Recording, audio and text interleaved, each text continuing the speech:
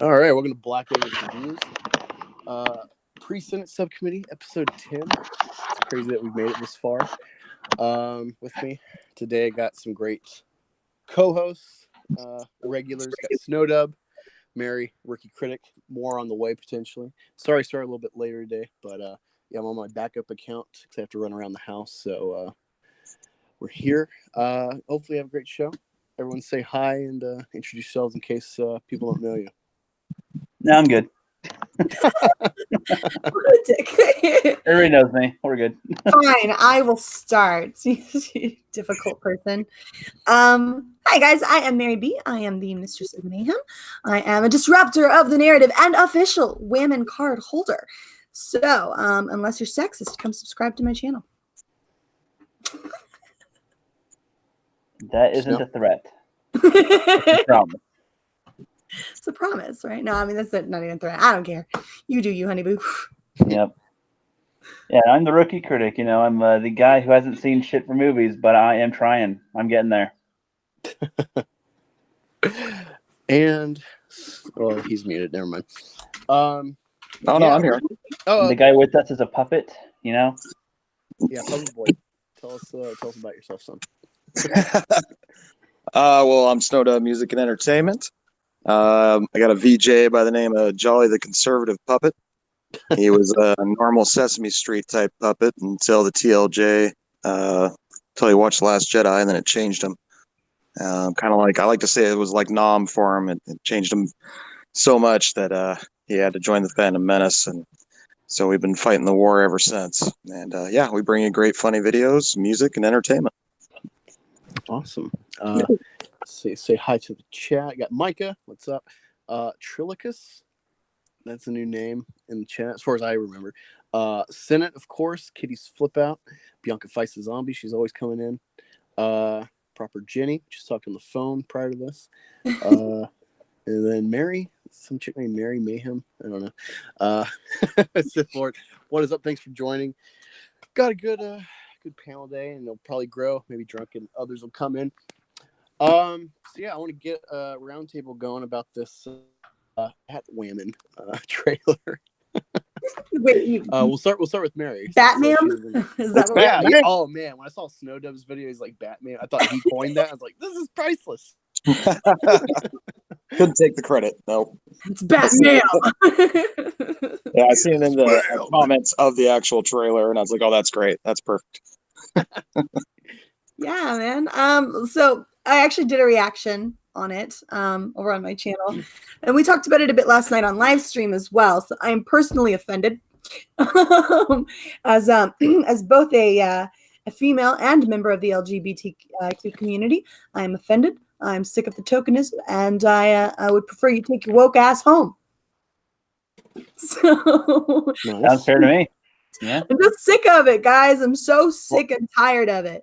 Why can't we just get a character? Because Batwoman in the comics is great, right? I have no idea. I mean, maybe. So they're taking this really legitimately good character and they're turning her into a symbol, right? Like, and not even the good kind of symbol like Batman was. Symbol.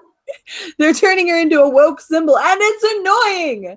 It is so annoying. Like, it was good. I wasn't on board for the first half of the trailer because I was aware that there were issues with it. Like, everybody had been chattering about it all day. So before it got completely ruined for me, I was like, okay, I'm gonna have to go ahead, do a reaction to this and make sure I see it before everybody spoils it for me. So I'm on board for, like, not on board, but I'm good with it. And I'm watching it and I'm like, okay, just trying to absorb anything about this character. And the first thing you absorb is, well, women, right? And lesbian. But at least they didn't seem to, like, super focus on it, like, for a second. Like, in the beginning, you got the lesbian aspect, but they were like, okay, they got her fighting. She's a badass. And then, like, oh, okay, so she has the problem with rules. And so she's like, I'm not really a rules kind of girl, or something to that effect. I'm like, okay, I don't know anything about this chick. Like, literally nothing, except she's Batman's cousin. She has a problem with the rules, and she's a lesbian. So I guess character building. This suit is almost perfection. Right?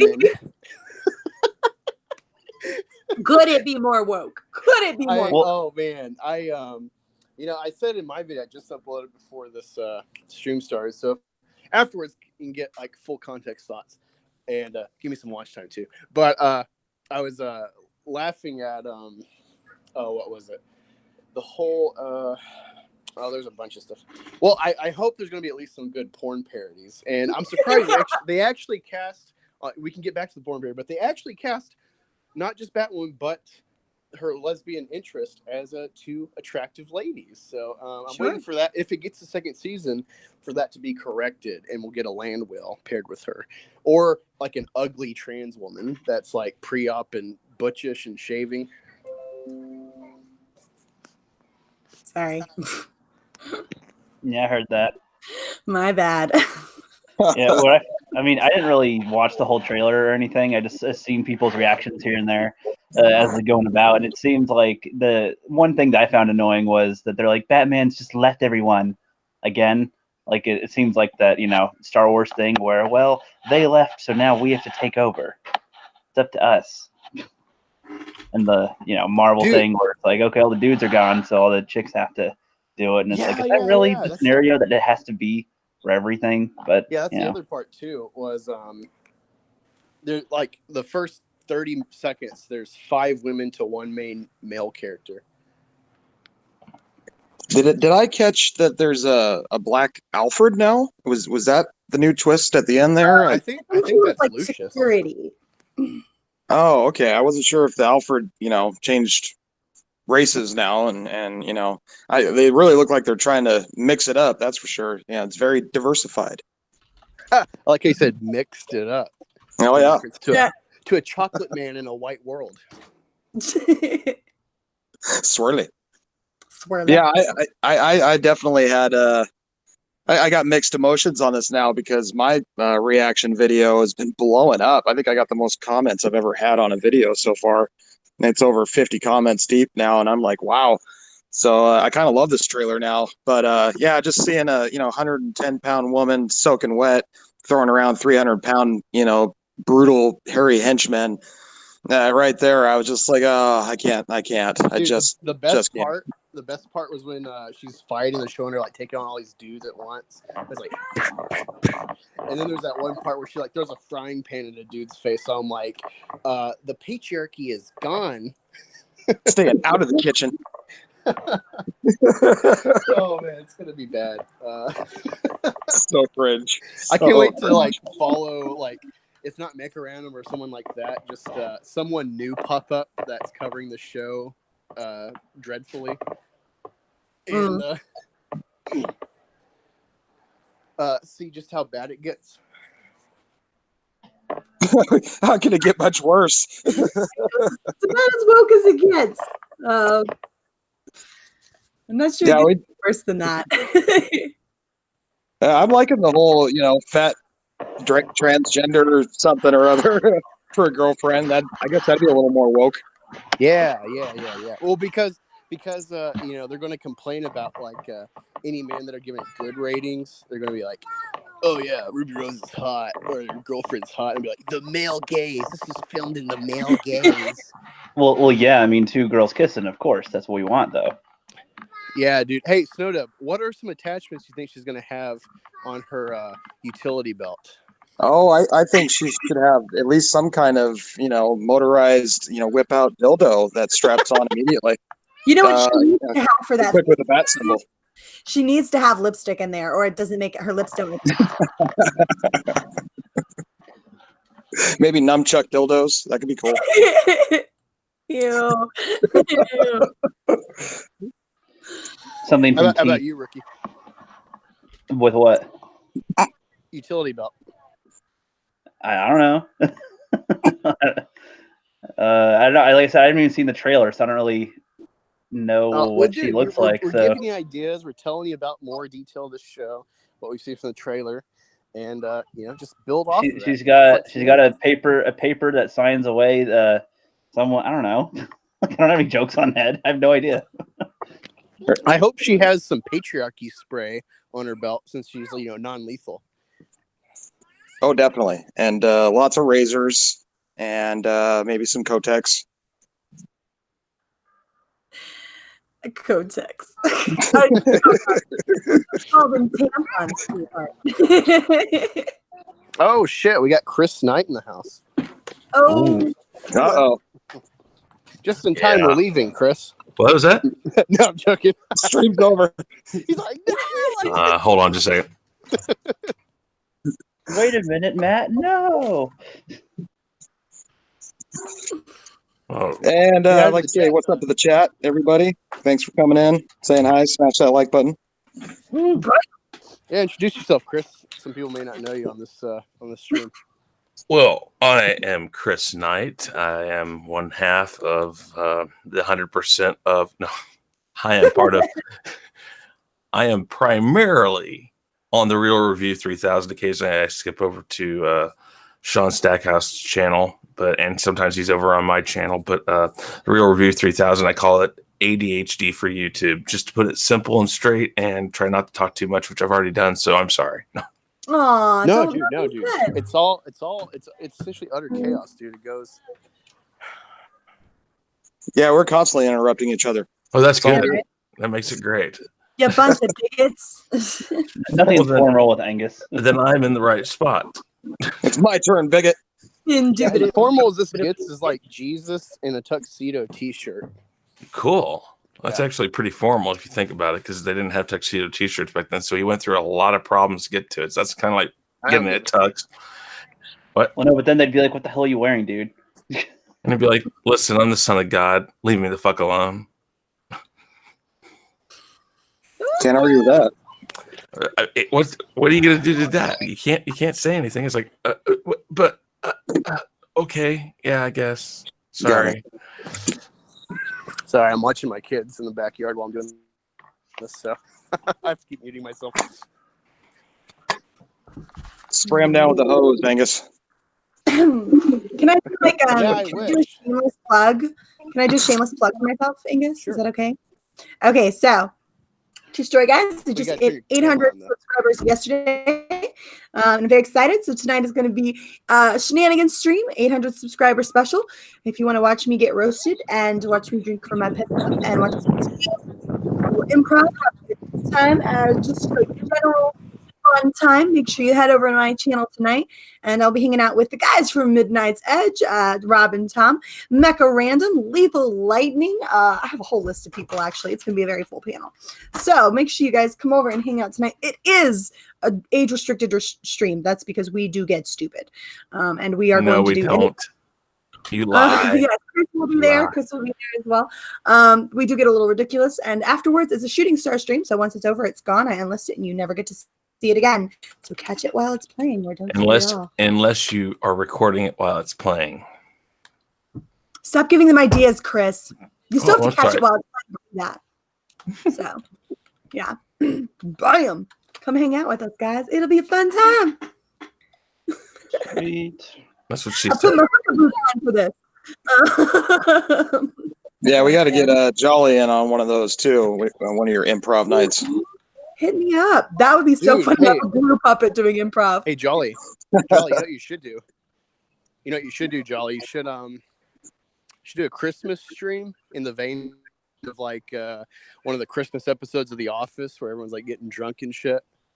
Just do like a Christmas shenanigans with Santa Claus. Like Christmas in July or being something? holly jolly. Like a Christmas what? in July type of thing? Oh no, I meant like an actual Christmas stream, like during the holiday. Oh. But yeah, you can do that too. Yeah. No, I'm down. I'm always down to do more antics with Jolly. He's definitely a winner. People are loving him. So Nice. Hey, Rookie, how was your stream with was it Greta? Oh, with Greta Zenner? Yeah, that was pretty good. Yeah, she's a rising actress in the community and trying to get some gigs and whatnot and work on her YouTube channel for some fun. She saw Odin doing that and thought it was a good idea. So, yeah, she's doing that. It's pretty good. We just had that stream yesterday. Went on for about 2 hours. I planned on it just being an hour since it was just me and her. But, no, we could have gone way longer. So, Yeah, don't you love Yeah, that check when her you out. have a good stream? You're kind of scared because you and me, we both like to do like a panel, and then you like go at it yourself, and you're sweating bullets, and then it's like, wow, it just comes natural. well, I wasn't sweating bullets, but I was like, are we going to run out of things to talk about really quick or not? So, went on for quite a while, so that was good. No, what other plans do you got coming for the channel, Ricky? Too much stuff right now. Way too much. You guys have seen my spiral of things. I'm trying to record as much of those as I can, but I'm not writing as many scripts as I used to for them, because that's why they take so long to get out. Is I'd write out the full scripts and then record it and then edit it. Like now, I'm kind of getting somewhat of a like draft script and then recording that, and if not, like more off the cuff with my thoughts and stuff, getting them out quicker. That's how I did that Fandom Menace one a couple days ago. I didn't really write any notes down. Yeah, it showed. Yeah. I do repeat. I don't know if I repeat myself sometimes when I do that. I'm like, God, did I just say the same thing? I don't even know. No, it's funny. I just remembered you teamed me up on a birthday shout out with Doomcock. It's like, holy fuck, if people see this, they'll be like, who's this Black Angus fucker? Well, yeah, it has 50 views, and I'm like, it's a birthday thing, and it has like 50 views. That's cool. Yeah, Doomcock, he liked that. I really appreciate it. I love the cheers, and I love the you took a second shot for the retake. You're like, cut. Yep. That was amazing, guys. You're like, yeah, this is like 9 in the morning. I'm filming this. There's a second shot for the day. Yep. Don't normally do that.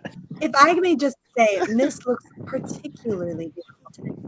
Ew, it's mint. I heard ew, and I'm a little hurt. No. I'm just screwing with you. You look nice. Miss, I think really adorable.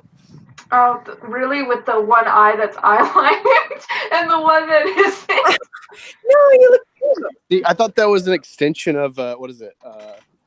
Was it monochromia? Oh god, I or rubbed whatever? my eye so hard to get it off, but it's not coming off for some reason. Though the other one melted off for some reason. Anyway, enough about me. Just put it back on, man. Just put eyeliner on the other eye.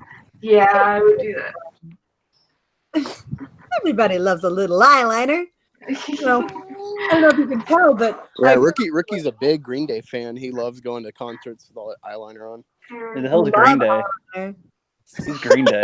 Who the hell? I thought I wouldn't be here, but they let me out early. They let me off work early, and I was looking at the stream on the way here, and I'm like, they're talking about Batwoman. I need to talk about this. Wait. Let's get Mrs. Thoughts on Batwoman and Chris's too. I love that trailer, man. I love it. It's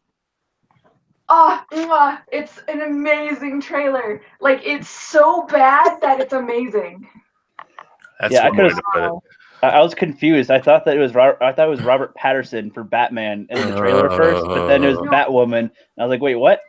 So I was kind of confused. And then somebody said he is in the thing. I was confused. Yeah. Yeah. My favorite thing about that trailer is her stumbling upon the Batcave. I love that. I love that she just randomly found it, as if Batman has no idea how to hide shit. Like anybody could just break into Wayne Manor and be like, "Oh, what's this do? I found the Batcave." Well, you left the keys unlocked again. Yep, the door unlocked. They've used that stupid type of what's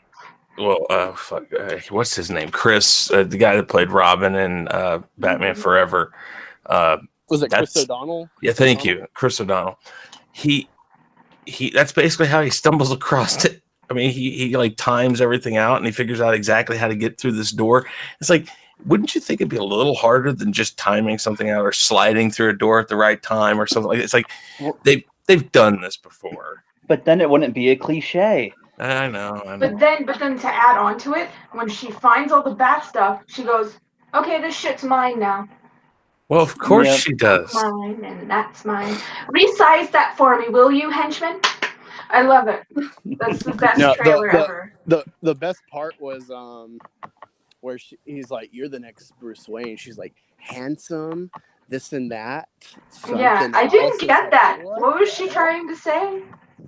Isn't that her dad too? That's what I thought was going on. That was her dad. I thought that was her dad. I wasn't sure what the relationship was. No, it's cousin. Awkward. This feels weirder than like Jamie and Cersei. She's supposed to be the cousin or something. No, the guy who was talking to her. The head of the crows thing. Oh, I have no clue.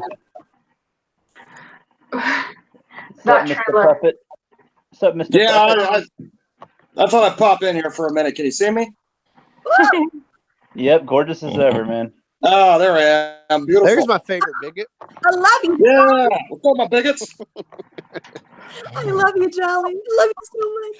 Yeah, anyone that wasn't here Wednesday, I was saying that you've had gays reclaim queer in the F word, and you've had black people try to reclaim the N word as like a badge of honor or something. And I was saying we need to reclaim alt-right, since that's what we're accused of. We're all right. We're a-okay. Yeah. Welcome to Extreme. All right. What's Jolly's thoughts? Oh, about the Batman? Of course. Batman. Yeah. I don't know. I kind of like her now because my first reaction video is blowing up. I got over 200 views and like 60 comments. So thanks, Batman.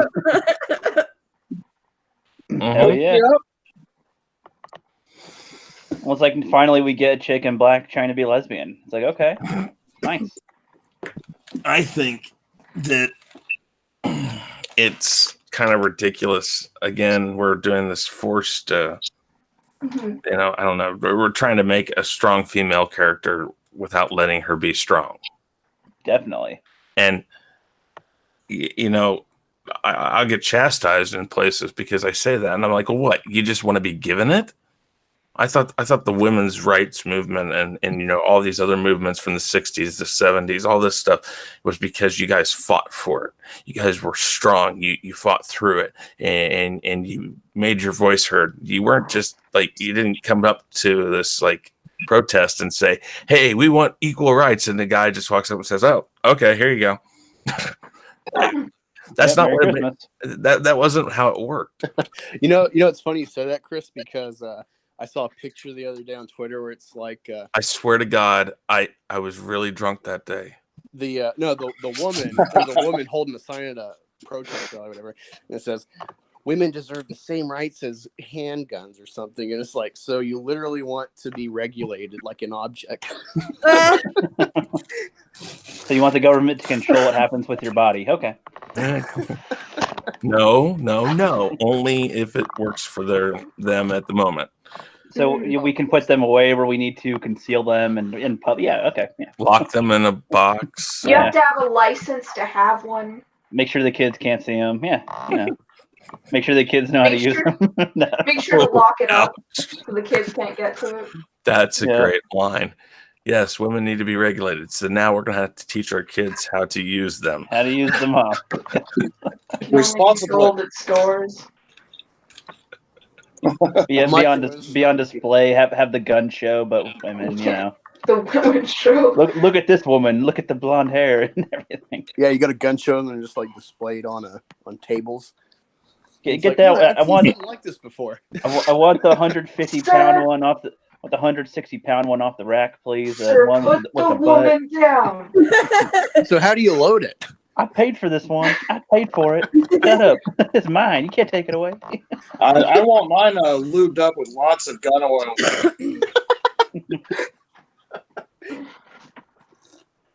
One in the chamber. Pow! Oh, yeah. We go pow, all right.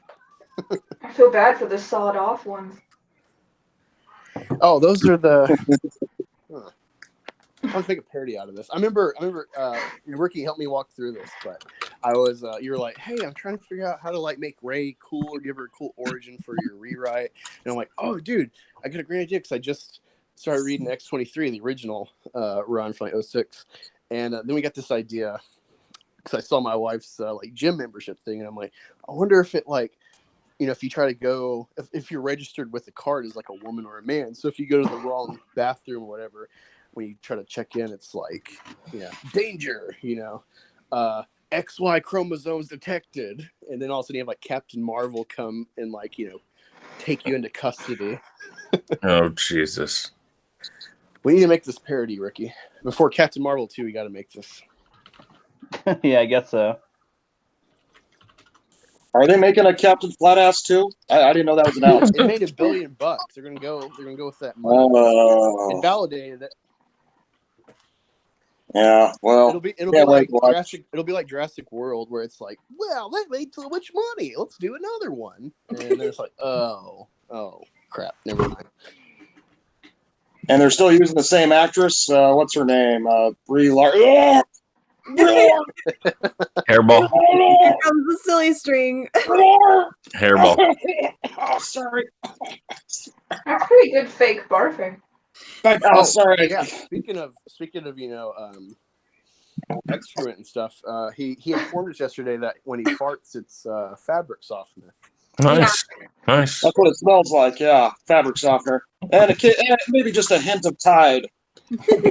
How offended were you, Jolly, when you saw Ted, and then Ted gets like his guts ripped out? Was that the most horrific time watching a movie ever? Or No, actually, because I think Ted was kind of an asshole. Alrighty then. I don't know if Well, any yeah, it didn't bother me. pets or stuffed animals getting slaughtered. So No. it's only reference. I got a lot of love for Grover, though. He's actually a cousin on my mom's side, and much love to you, Grover. He dropped the F-bomb on Sesame Street a couple months ago, and he's been getting a lot of heat from that. So stay strong, Grover. Speaking of that, we definitely need to get together on a chat, figure out different YouTube videos to like compile, where it's like say 5 to 8 of us. We each got a video and we just do a watch party. Oh, yeah. I want to watch a Veggies with y'all. It's the Cookie Monster Sesame Street Avengers parody, and it is hilarious as shit. What? What is this? What are you talking about right now? The Veggies. Look it up. You'll find it. It's like a 5-minute video on YouTube. Of Sesame Veggies. Street, the Veggies. Yeah. The Veggies. Hold on. I need. Hey, Angus, check your mentions. My mentions. Oh God. Usually, videos I like everyone's seen. How long is this? It's in 5 minutes. Oh man, I love it. You like that, Angus? Yeah. Dude, let's just do it. Just bring it up on screen. Yeah, go ahead. Let's just do it.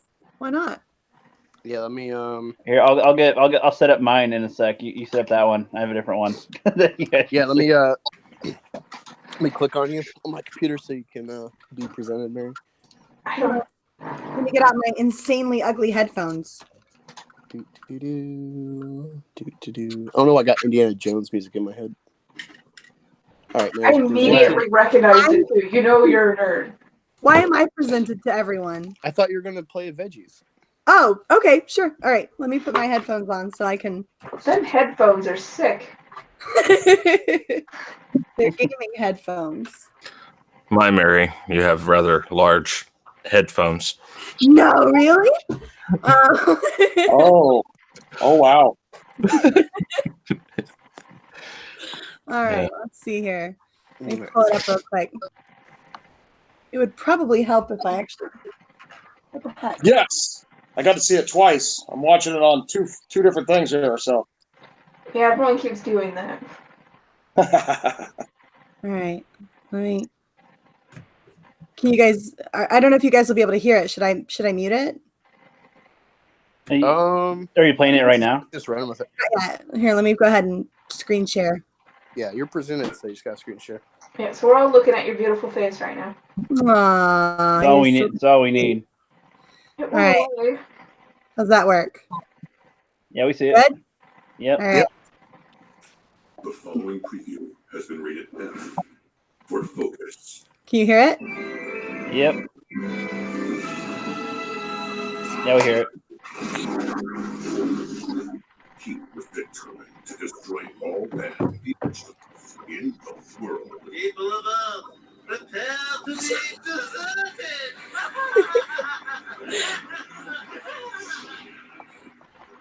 All right. Oh, it's a good cookie.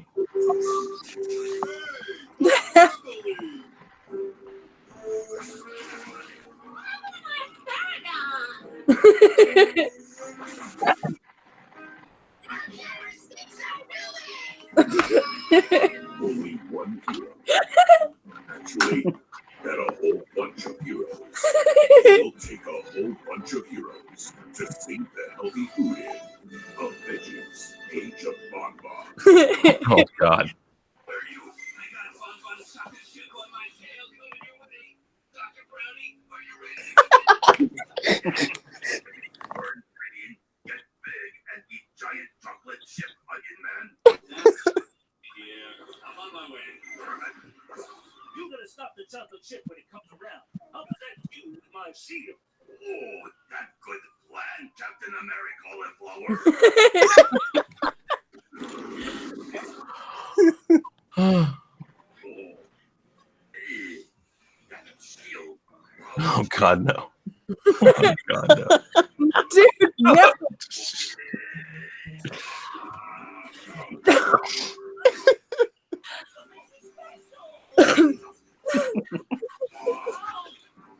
What happened? Getting creamed out here. And this was a brand new suit for the sequel too. Oh. Dr. Brownie, you got this. The ship flew right past you. You right, Black Bean Widow. Black Bean Widow. Try talking to yourself. Oh God, no. Tell yourself, stay focused on the ship. Stay focused on the ship. Read that good strategy, Mighty Corn. Yeah, I shall. Oh, his hair Mighty was brown. corn. Mighty corn. Jesus. Oh God. Stay focused. Focused. Focus on ship. Cookie Monster has ADHD. Yes, badly. And the munchies, so go figure what he's doing. Cookie. Cookie. I like the skits on Family Guy that put him in rehab and stuff. It is so totally high right now. Nom nom nom nom nom.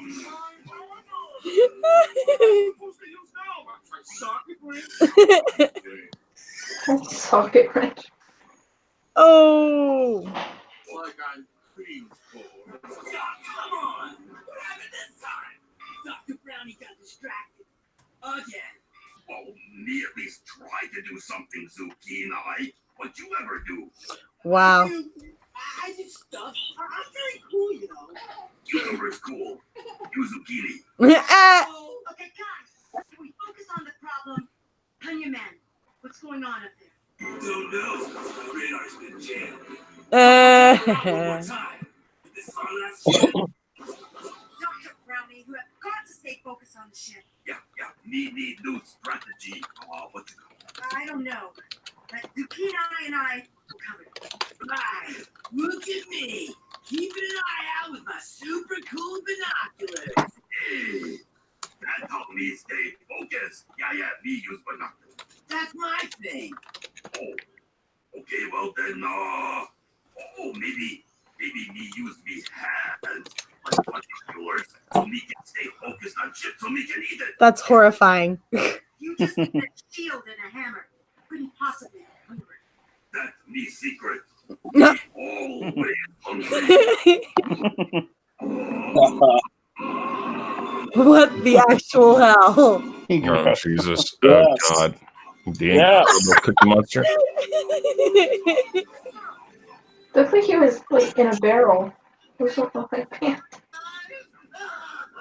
Oh, this is spectacular. Coming soon. A Veggies Age of Bonbon. Amazing. Oh wow!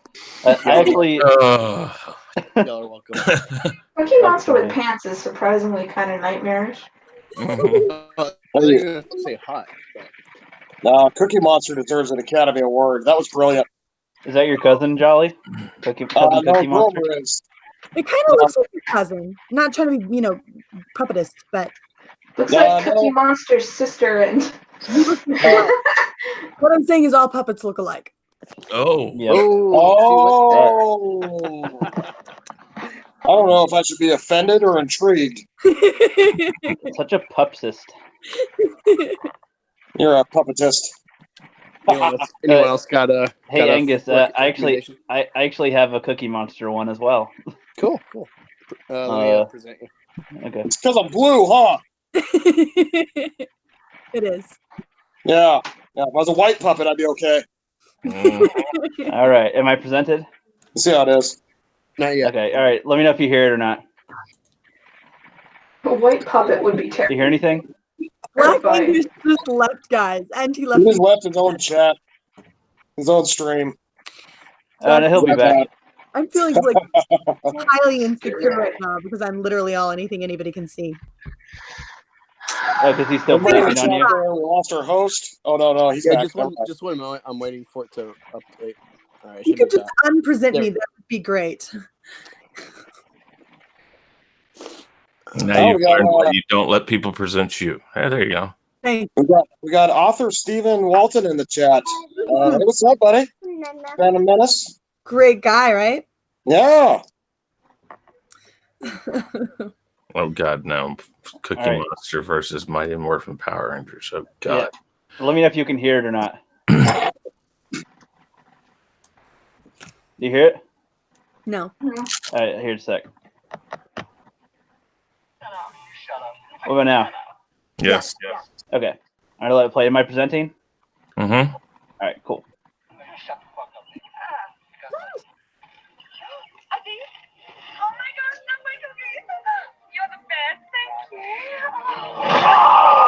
Oh,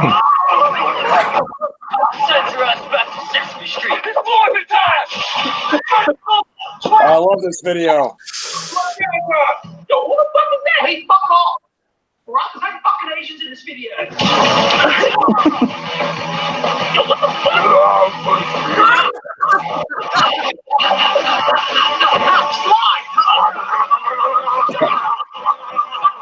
Nice try. Hey, cookie face. Yeah, tell me I say hi.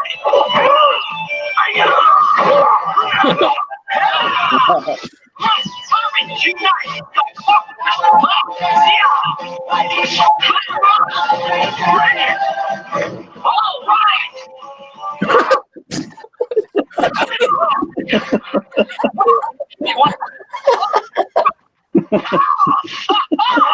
Yes. Cookie. Get him.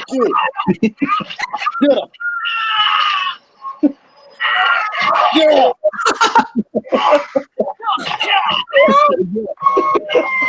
Take that. Yeah. That's right, you pink little. Take that. Holy crap! Why does that only have 4 likes? Cookie.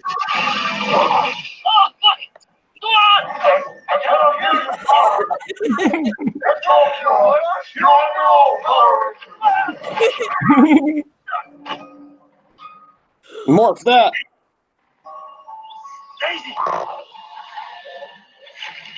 What the hell? Uh-oh. Yeah. No! Haha. Let him have the bag. Let him have the bag, bitch. Oh Run. shit, he's gonna go Jason X on her. He's gonna eat her hand. Oh, Yes. oh, no. Oh. Yes, Cookie. Yeah. Best video ever. Nice. How are we We have friends? 4 likes. What the actual hell did I just watch? That was amazing. Yep. Wow. Cookie Monster I've the seen man. worse, actually. So That's pretty fun. Wow, guys. Yep. We're a Cookie Monster with ham. That was was awesome. amazing, rookie. We're a Uh-huh. sick group of people. You know that. I love Power Rangers and I love fan films, so I count that. Oh, that's great. I wanted to show it to Jeff Hicks if I was going to be on that stream with you guys. I was going to try to show him that too.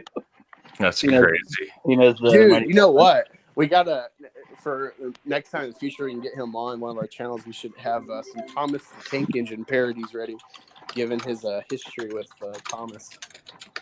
I have another suggestion by Proper. I don't know. It's up to you, Angus, obviously, because it's your stream. But Yeah, he's shoot. suggesting we watch Spider Monster the musical.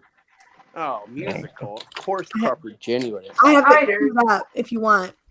Oh, proper Jenny. Oh, It's Jenny. a minute 20 long. Not very long. Wait, how long is it? A minute and 20 seconds. Oh, yeah. Let me present you again there. Cobra Viper 999 says Muppets on crack. I don't smoke crack. All right, you're Okay. presented, Mary. All right. Let's get up here. All right, you ready? I don't know. I really don't know what we're in for here, so. Oh, I can't believe it. Spider Monster the musical is finally opening. I can't wait to see Spider Monster fly. I wonder where it is. Start. Curtain up on Spider Monster, the musical. I am Spider Monster. What me fly to the sky? What the hell am I watching?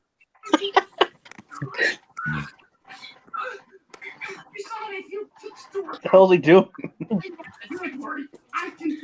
I feel uncomfortable for the puppet. You're responsible for this, Jolly. Oh, I love it. Is this what your kind does? Is this what your kind does, Jolly? Exterminate. Grover was forced into this. It was in his contract. That was in his contract. He was forced. He had to play that role or be fired.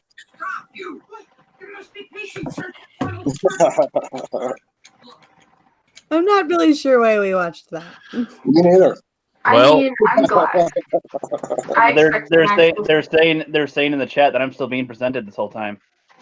Oh, it says I'm presenting on my screen. Yeah, I saw the video. Yeah, Mary's presenting. I'm about to I don't know. off. I'm They're looking all at the just video. looking at it wrong. I'm looking at Yeah, it that on the was, video too, on the video, and it just has it on me. That was Grover's punishment for dropping the F-bomb. There's a video of that, too, if you want to upload that one, where he drops the F-bomb on Sesame Street. Or no, Angus, are you still clicked on me? No, I'm not. I just unpresented Mary. I no, but I mean, are you clicked on me, like my icon? Yeah, Because all we can see is Rookie's face. Let me. like on the little box, little boxes. I know Like- everybody loves looking at Rookie, but got to switch it up a little. Yep, I know I am beautiful, but still. Giggity. Or I'll find something Giggity. else to show, I guess. For I didn't know that affected. Okay, well, it's time for me to go. So we got. And everybody says I'm the rookie, but I have to tell everyone how to do this. No. I presented Mary, but for some reason but it clicked on you. Yeah, whenever you click on somebody, you have to click them again, so it's not on them. Otherwise, even if they're presented, like So nobody their saw any of screen that? will show. Well, they Nobody could saw see a little tiny window of it, like the 1/10 of the screen. Yeah. Is that what you're telling me? Nobody saw any of that? They heard. They seem to react okay enough in the chat. Something with a lollipop. Didn't quite catch it. It's pink. Oh. Yeah. So, Yes. what else is? I haven't really been following YouTube today. What else has been people talking about besides Batwoman? Sparkle Batman. Oh yeah, I forgot. Yeah, Pattinson's been cast as Batman for young Batman. Well, it's not official yet. It's not official. Last I heard, it wasn't official. They wouldn't let this leak. God, unless it's it not. was, they wouldn't let this leak unless he was like at least a finalist. So. And that's what I said. Wow, Chris is looking great. Yep. Hello. Hello there. Dead sexy. He's ready to take me on a mustache. Jesus, Chris. Wow. That's a little more Chris than I need. In case Fine, let's whole try lot of something Chris. else. wasn't enough, let's have Chris behind Chris. Yeah, that's right. It was like a double Chris. Listen, listen. This is my ego. Yeah, I know. My ego, such a huge ego. That is but I my couldn't ego. find it. Let's see if I have anything. People are, I guess, are triggered overall by Twilight guy getting Batman. Mm-hmm. I think that's kind of a ridiculous answer to that. I mean, I get it, but it's like there's no reason to be completely upset about it. Well, I don't know. With me, there's like 50,000 Batmans, so I don't really care by now. I mean, like I said, I really thought that for a second that when I saw the Batwoman trailer that was for the Batman trailer or something for a sec. I was like, oh no, never mind. I mean, I agree. It's weird. It's weird that he's been cast as it, but he may do good. I mean, he's not a terrible actor. He's just gotten really shitty roles. Well, can he do the choreography though? To top it off, though, Probably. he's cast in a movie coming out 2020 for Chris Nolan. So Chris Nolan doesn't cast just anybody. On top of it, I'm trying to think what else. There was so much flack for shut the fuck up, Mary. There's so much flack for Michael Keaton, Heath Ledger, Batfleck, and they were all pretty, to varying degrees, well-received casting. So I'll wait till I actually see the product, given the Batman's had this history of questionable castings that have worked out. He doesn't even look like Batman. He doesn't look like he could play Batman. He doesn't look like he could play Bruce Wayne. Well, it's like, can he do the choreography? Is my main concern, I guess. Well, if you're talking about ballroom dancing, maybe. I can't see him doing a flip or a punch that'd be like. I can see him doing one that's like, waka, but not. He is such a beta that it's not even funny. But for all we Where know, are you getting that information from? He could have been training. Have you not seen him act? He could have been training. Yeah. Training for what? I don't disagree that he may really suck as Batman. I just don't think being overly critical is the answer right now. I don't think there's enough evidence to really determine how bad he could be because we haven't seen that yet. It's still technically kind of early-ish in his acting career, I guess. So are we just doing that wait and see approach and see how that works for us? Well, if he's cast, they said he's not official, so. Yeah, Somebody said that. My co-host Megs is like in love with Robert Pattinson. She's got like the Twilight doll and all that shit. So I can't talk too much smack because she loves them. So I'll give him a shot. See what happens. I'm not going to knock him until I see him in action. Judicious. Don't everybody talk at once now. I just feel weird staring down the throat of a puppet. Why do you guys see Mary's messages? Oh, Mary, you ain't seen nothing yet. Girl, giggity. Yeah, he's more burlesque. I've never been with a puppet before. I mean, you haven't? No, man. I got these amazing fingers. He's open for new things. Maybe I should expand my sexuality beyond just men and women and start considering puppets. Maybe I'm puppet sexual. Puppet sexual. Speaking of that, have you seen that Ethan Van Sciver is now trans? He's realized that he is an army, he is a legion, and they will not be stopped, and they will not accept misgendering. So, Jolly, did Snow tell his sister that I thought she was hot? Yeah. I was there for that conversation. She laughed about it. You'll hear that from her. She's gonna send you a personal message on one of the videos. I have just one thing to do with that. Yeah. She'll send you a message back probably on we're doing a John Wick review this weekend and Can you hear me? Review, so one of those two videos. Yeah, dude. I see that in the chat. You're a cutie. All right, I'm on my computer now. Can y'all hear me? Yeah, we can hear you. Yeah. Sweet. All right. Set my other account away. Let me check the chat now. Banishing more black people. It's my own account. Oh, Meg's actually in the chat. Hey. What is that? Just saying. Tell me. Mary. No winks in return. She appreciates the love, Mary, and she's blowing you a kiss. You're muted, Mary. What are you doing, Jolly? Is Jolly like what? or something over there? So, I have a question. When you're like just without the puppet, do you sometimes move your hand when you're talking? What are you talking about, Miss? What are you talking about? Yeah, I have no idea what she's talking about. I almost removed the magic. Is there anything under you? Like, No, it's just you, right? Yeah. Yeah, I have an extremely large puppet penis. All right, that makes sense. Yeah. Yeah. Why are you trying to see his bottom half, rookie? Pervert. So exactly what would you count as a very large? Well, it's pretty long. Why do you keep changing your background? Because I can. I got really long arms, so you can imagine. Or just to paint the wall behind me. You know what, Miss? If you want me to paint the wall behind me, why don't you come here and do it? Since you have What? No, I thought you said paint the wall behind me. No, I said I have to paint the wall behind me or something. Oh, okay. See, I have to do the same thing. I thought you were getting on me like everybody else is. I thought you were supposed to do that already. Blah, blah, blah, blah. No. Bash. Sound like a married couple. Do what? So they sound like a married couple. Not you, Mary. Not that Mary. Not that Mary. Oh. Don't confuse me, guys. It's not hard. Wait, guys. Hey, Miss, we're gonna have a jolly good time and get married, and we're going to have a good night and eat some Angus. My name? And get your jollies off. Yeah, exactly. Yeah, a jolly good time. Play because everybody's name in here could be used in a sentence. Hey guys, jolly good time. That's what I'm talking about. I have to jump off, guys. I got a call coming through. I gotta jump off. Okay. Yeah, no problem, man. All right. Thanks for coming on. Yeah, no problem. Take it easy, guys. Have a jolly good time and celebrate Christmas. Yeah, exactly. With the mist. Yep. We'll have a gay old time. Man.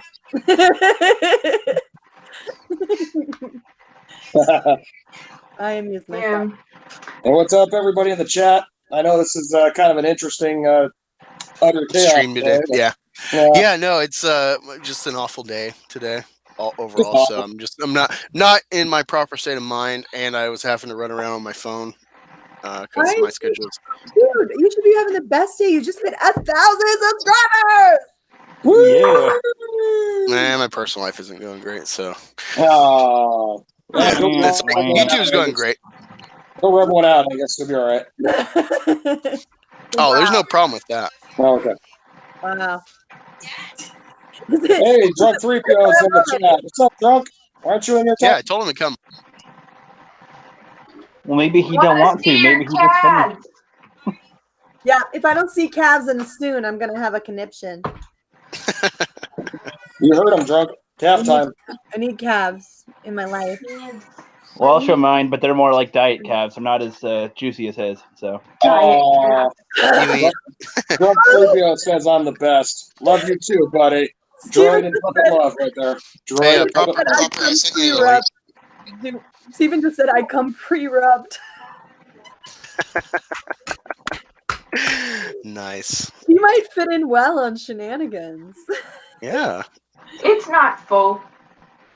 We may have to see if he wants to do a shenanigans stream one of these Fridays. Oh, hey, what's up, Mad Scroll? I see you in the chat as well. Of course, Bianca said earlier, hi. Ancient One, what is up? My computer's slow, and of course, I just said I was going all over the place, so finally catching up with y'all on the chat. Yeah, what other topics? What's going on, buddy? I am. But what other topics have been going on? We'll see. Talk about Batman and Rookie. What was that? Hey, turn it off. Save that Are for you later. being abducted? Please turn off your vibrator. That is That's a my stupid. vibrator. It's the fan on my computer.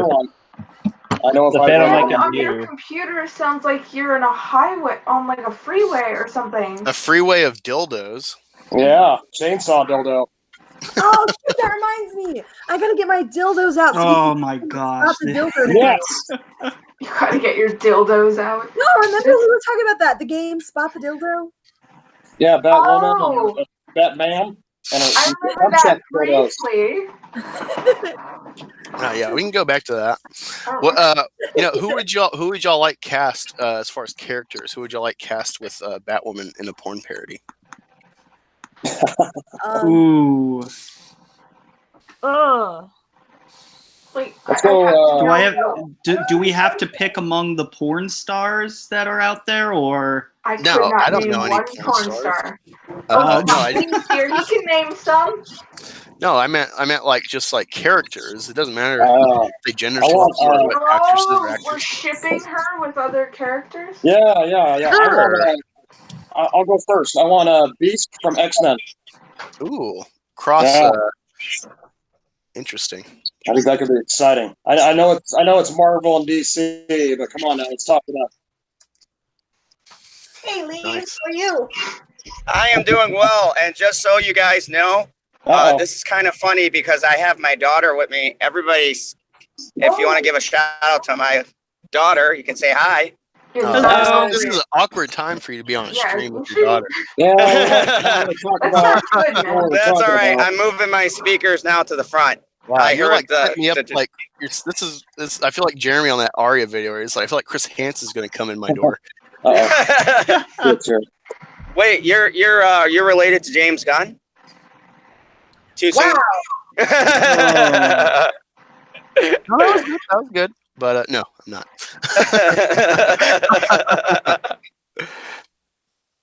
Well then. Okay then. Who left? Rookie got very offended. Well, no, he said he can only be here for a while. Or yeah, hopefully just the computer malfunctioning. Probably. Yeah, blew up hopefully on he him. fixes everything.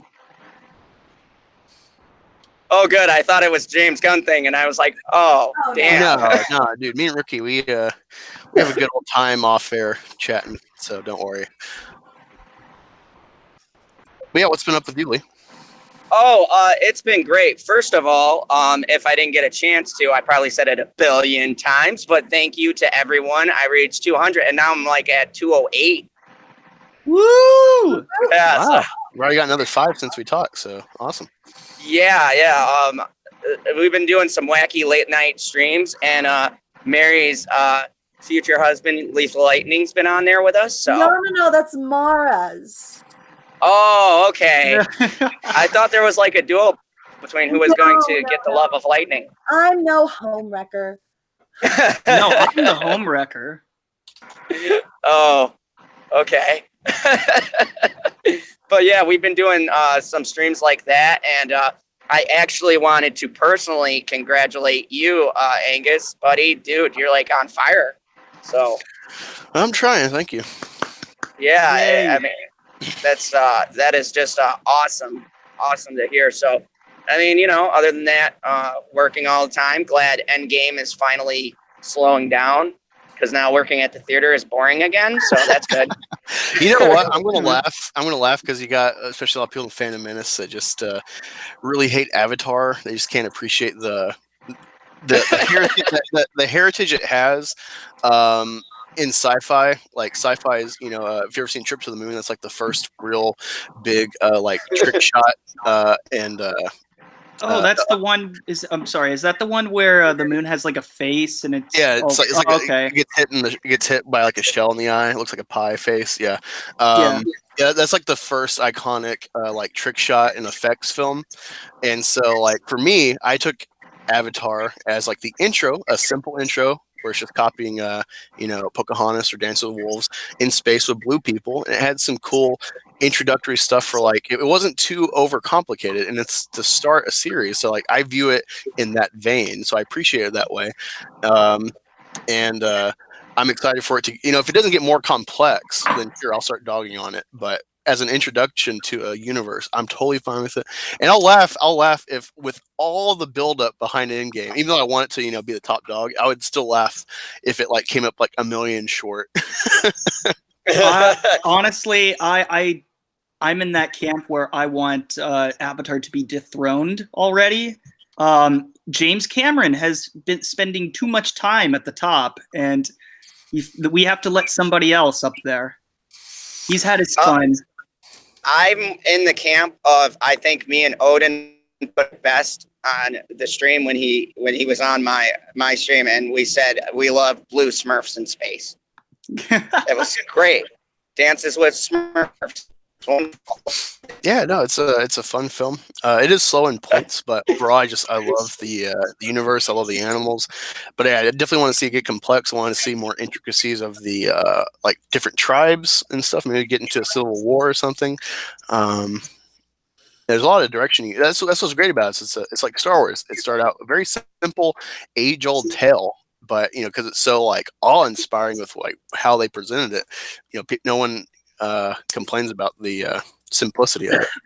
Do you know why it's taken over 10 years for him to make it, or? I think it's kind of like Lord of the Rings. He's trying to film it all at once. Oh, right. Yeah. I don't know. See, I hate when franchises like do this where they have to have like 15 trillion sequels to something and it slowly declines. There's very few franchises where you have them break that sequel lock. Star Wars, I don't consider it the first ones that they were just building off of a story. But, when you have certain movies that are like sequels, they have that curse of the sequel where either it's going to be good or be really terrible. Yeah, I definitely think there would be a dip because like he took too long. Like he had, if he would have, I don't know. I think the sequel originally was planned for like 2012, 2014. And he just kept delaying it. But he's in, especially with this Fox merger and already being at having Pandora World at Disney. I still have faith in him, and it's definitely have the money behind it. With him and Disney in cahoots. But that's the other reason why I told people it's like, you don't want an Alita sequel. If you love Alita, which I don't, it's going to turn into a Huro to some degree because Disney's going to be the one to make it.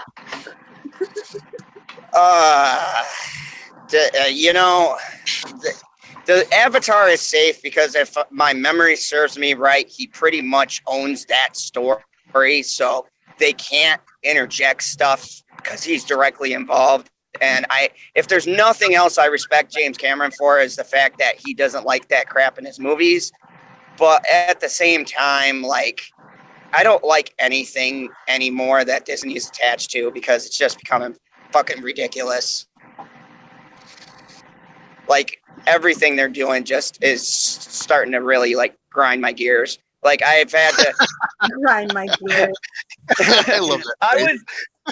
I was in John Wick, right? I go, R-rated trailer, Aladdin. And I'm like, this is the most misplaced trailer ever. What is Aladdin doing in R-rated movies? So it's like you see people getting killed, all these awesome, and then Aladdin. Dude, the perfect inverse of that. Because I guess people didn't actually check the content. They just looked at it and like, well, whatever. Which the name and the association of the actor should have keyed you off from the beginning. Sausage Party, which is a movie I love. Yeah. The trailer was presented on Finding Nemo. Finding Dory. Oh my God, that was the best. I'm pretty sure I want to say that was an accident, but it's just it seemed like it was planned, maybe.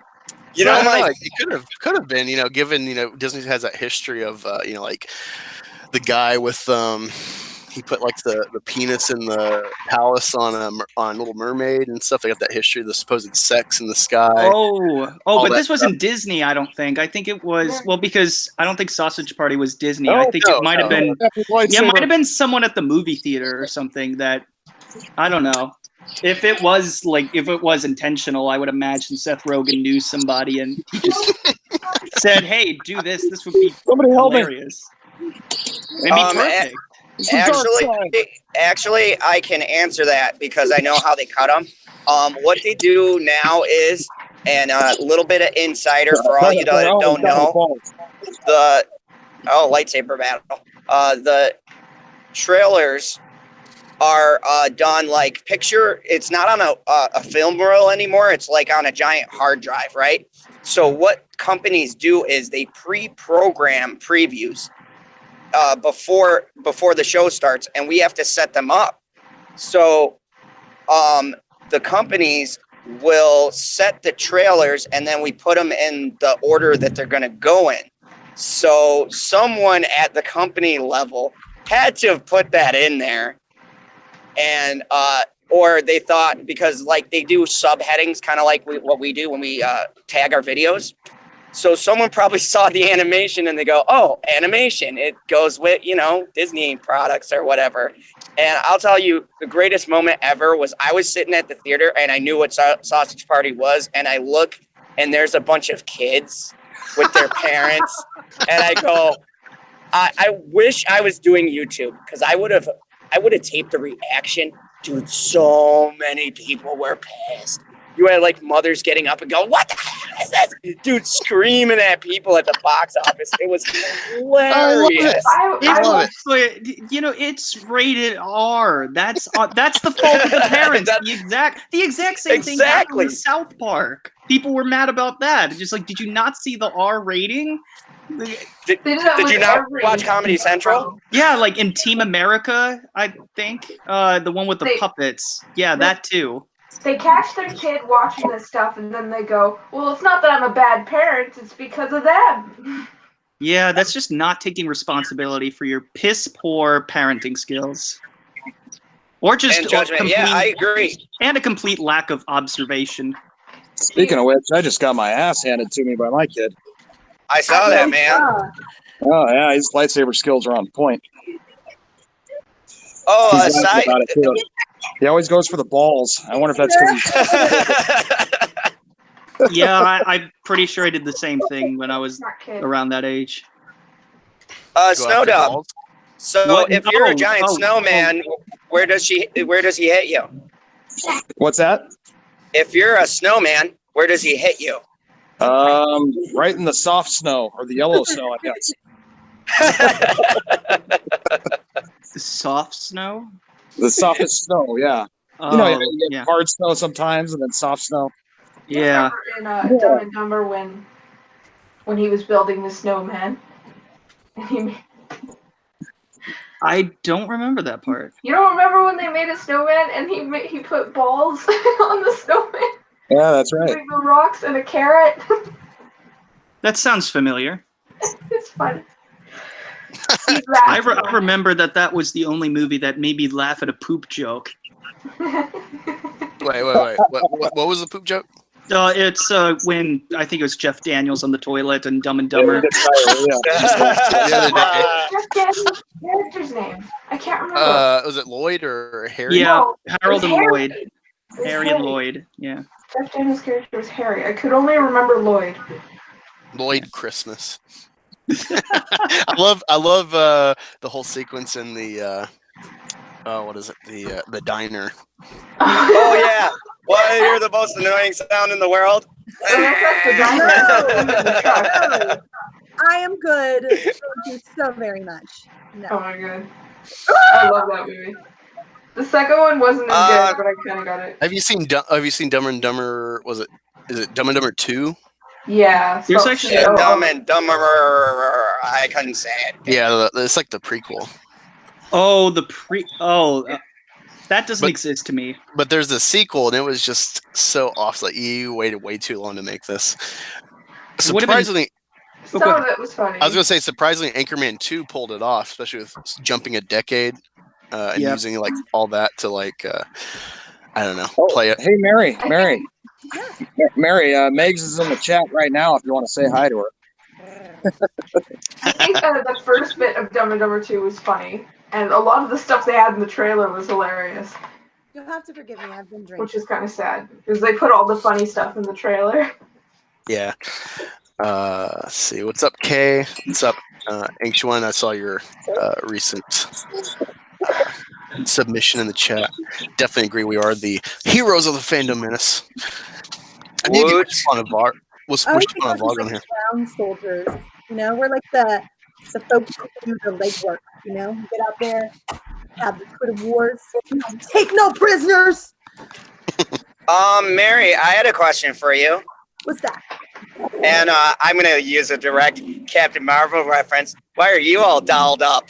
Well, I'm so glad you asked. All right, so I hit 800 subscribers yesterday, and I'm having my 800 subscriber shenanigans stream tonight, and I just feel like a little special. That's all. Cheers. Woohoo. Oh, awesome! Congratulations. I will have to miss that sadly, but I love you, Mary, and I'm What are you at, proud of Miss? you. Oh, fuck. I'm at like 130. Oh, my daughter just said yay for you, Mary. So, Aw, you tell her she's a sweetie. Did your daughter just hear me swear? no, because my windshield wipers are loud as heck. Because for some reason, if I don't have snowstorms here in Wisconsin, I'm caught in the rainstorm of the century. I don't know God, why I I'm hate worried this about her state. hearing me swear because she probably hears your road rage and How old is your daughter, Lee? My daughter's 11. She knows not to say any curse words, or her dad's gonna have to give the stern look. Yeah, I bet Sure. you she I'm swears sorry, in front of her 12. friends. She Dad is swears in front of de-aging her you. friends. You have that a makes me- ground rule that like 12 is an appropriate age to start swearing regularly, or just being like not freaking out over it, I guess. I was the most no. annoying 12-year-old. My philosophy on teaching my daughter things is that she's getting to an age where the internet is going to teach her like 20 things more than I will. So I'd rather she hear it from me and get both sides than, have someone else saying stuff. So. Absolutely. Yeah. You So, can never be too, well, you can be too careful, but better safe than sorry. And yeah, absolutely. It's better to have the talk instead of seeing it on accident. Yeah. No one wants that. Yeah, and then being traumatized and then having to explain it, and it's awkward, and yeah. Because trust me, in this lifetime, I've seen way too many things that even at my age, I still never needed to see. But here we are. Hey Lee, because you're new on here, what's your thoughts on the probable casting of Robert Patterson as Batman? Oh my God, I'm going to drop bombshells here and take unpopular roads, but I love it, and I'll tell you why, because I've seen his other body of work. He did a great movie called James Dean and Me, and it was Academy Award-winning performance.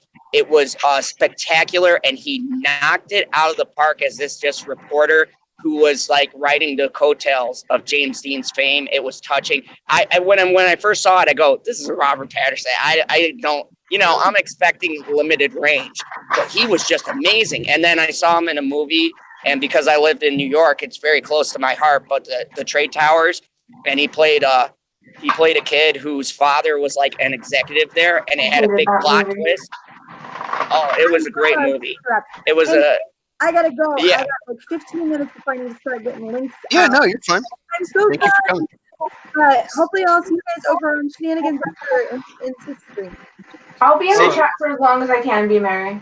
I'm sorry. See you later, Mary. We love ya. See you, Mary. I'll be there to join you in a few. Okay, sounds good. All right, bye. Bye. Yeah, no, I agree, Lee. I haven't seen a lot of his stuff besides Twilight, but I'm aware, like I was saying earlier, that he's been cast with Denzel Washington's son and another person for a Chris Nolan movie coming out next year. And Chris Nolan doesn't, just cast anybody. So. Oh yeah. I think You know what I've been thinking? Just you just reminded me of this right now, Lee. Even though you're for it, the way you are saying it, it makes sense, and it kind of reminds me of, like, do you remember how people viewed Zac Efron when he was just known for High School Musical? Now look at him; people love him now. He's hilarious. He was just Ted Bundy, and people said it's pretty good. So. I watched. Oh, sorry, Miska. What were you saying? I was just gonna say there was some weird shit going on with the Ted Bundy things. Women were upset that they made him like attractive.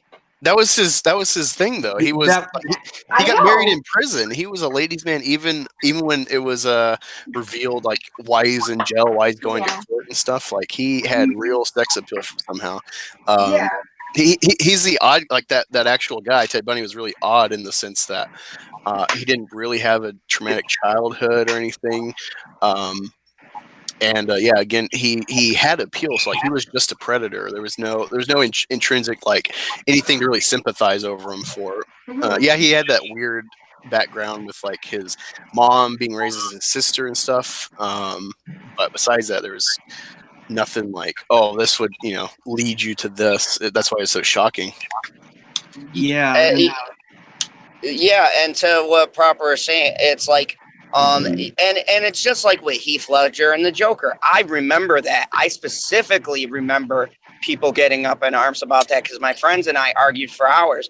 And I like 10 Things I Hate About You, but they were like, "Oh, Brokeback Mountain." I go, watch that movie. It's actually a very good movie. Yeah, no, I agree. Yeah, and also 10 years ago, people were much more openly homophobic.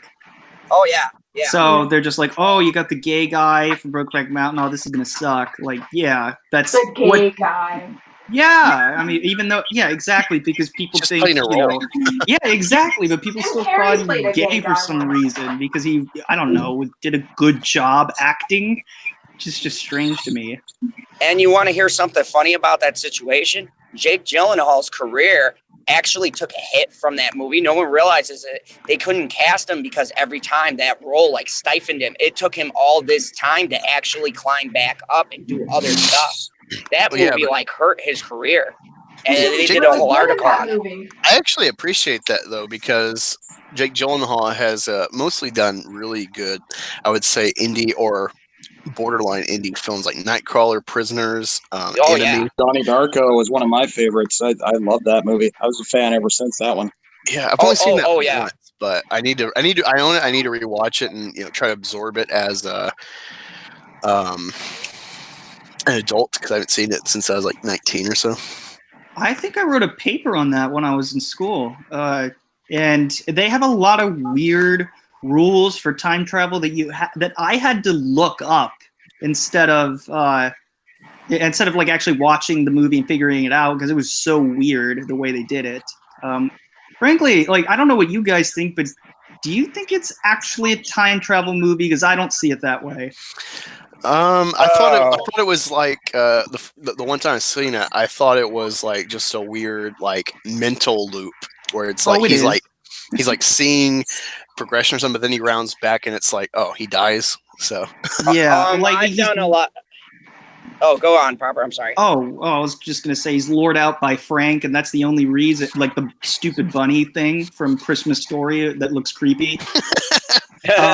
And he gets let out by the bunny, and then the plane crashes into his house. I think he's already dead. He's dead the whole time, and he's trying to like figure that out and come to terms with it. Actually, it was because I did a study on this, and it was one of the things when I took some film courses that we had to study on. And actually, it's a combination of time travels and alternate realities. The thing where the girl kept on dying was what would happen if he didn't make a choice, because essentially, like I said in Endgame, if you take a whole person out of a dimension, then it's got to course correct, and then they've got to compensate for the events he didn't do would have to affect something else to balance everything out. Otherwise, you'd have a collapse of the timeline essentially on itself.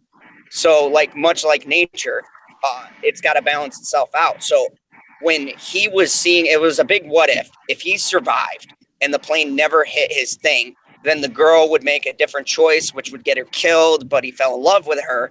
So his whole thing was, how can I correct this? And at the ending, when he has a dream, he went different alternate realities trying to tweak them, but a reality that he exists, she cannot.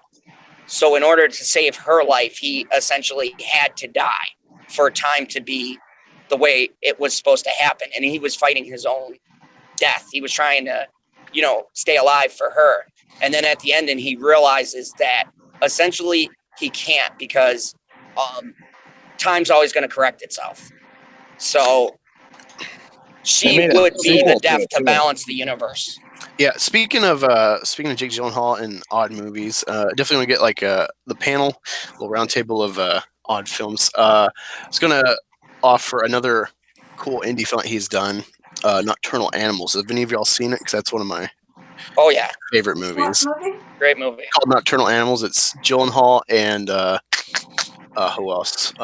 Amy Adams and It's directed by Tom Ford. It's really, really good, and it's got an odd type of premise and progression, and it really makes you think afterwards because it's like, oh, like what was going through his head, or is this? Yeah, it's just you gotta watch it. Lee, what'd you think of it? I thought what I thought of coming out of John Wick 3. Holy crap, that was good. A lot to think about, but wow, like the premise, the way, I don't want to like spoil it, but the premise and the way that everything fell, and it was like really weird because it was kind of like, was the scene actually the scene? Did it happen? Was that how he was imagining it? Kind of a thing. It makes you think a lot. It becomes like, did this happen, or is this just like a book that he's like channeling his relationship with her through? And you know, it's just really interesting. No spoilers. What were you saying, Miss? I said no spoilers. No. I'm trying to talk around it, so I'm like, and I haven't seen it in a while, so I know like it really left a great impression. I'm like, oh, it's something I gotta watch it again. I haven't watched it in a while. But yeah, that and Nightcrawler just blew me away.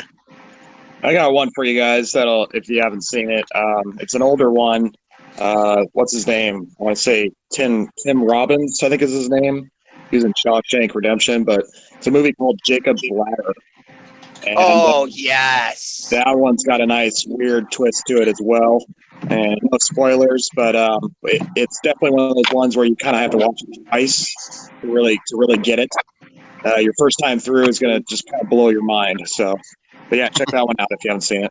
Oh my God, that movie's classic. That, like, to me is almost like the classic plot twist. That's how you do a plot twist. Because when I got to the end, I said, "What?" I mean, I'm not going to spoil it, but I was like, "What the hell? What? Wait, what?" Yeah, I think it really makes you want to watch it again. You know, as soon as you go through it, because you're like, "Okay, I got to see all this again to kind of make sense of it." You know. I got one. I got one once again. Tim Robbins and I believe who was it? Crap, I can't remember his name, but it was called Arlington Road. I haven't heard of that one. I was expecting y'all to say Mystic and River. It was about. Oh yeah, Mystic River. Oh wow, yeah, Mystic River was a good one. So too. are we just giving out just movie recommendations then? I just want to make sure. Okay, cool. Go ahead, Lee. That's all I had to ask. Arlington Road was about the first, because most people don't know, the Trade Center was attacked like 3 times. One was publicized, one was kept quiet. If you lived in New York, you knew about it, and the other one was the one that took it down. Yeah, we had 3 breaches in that, and this one was about the second breach that no one talked about, and it was literally like someone drove a van full of dynamite, and it was terrorists, but it was actually a white supremacist group that attacked.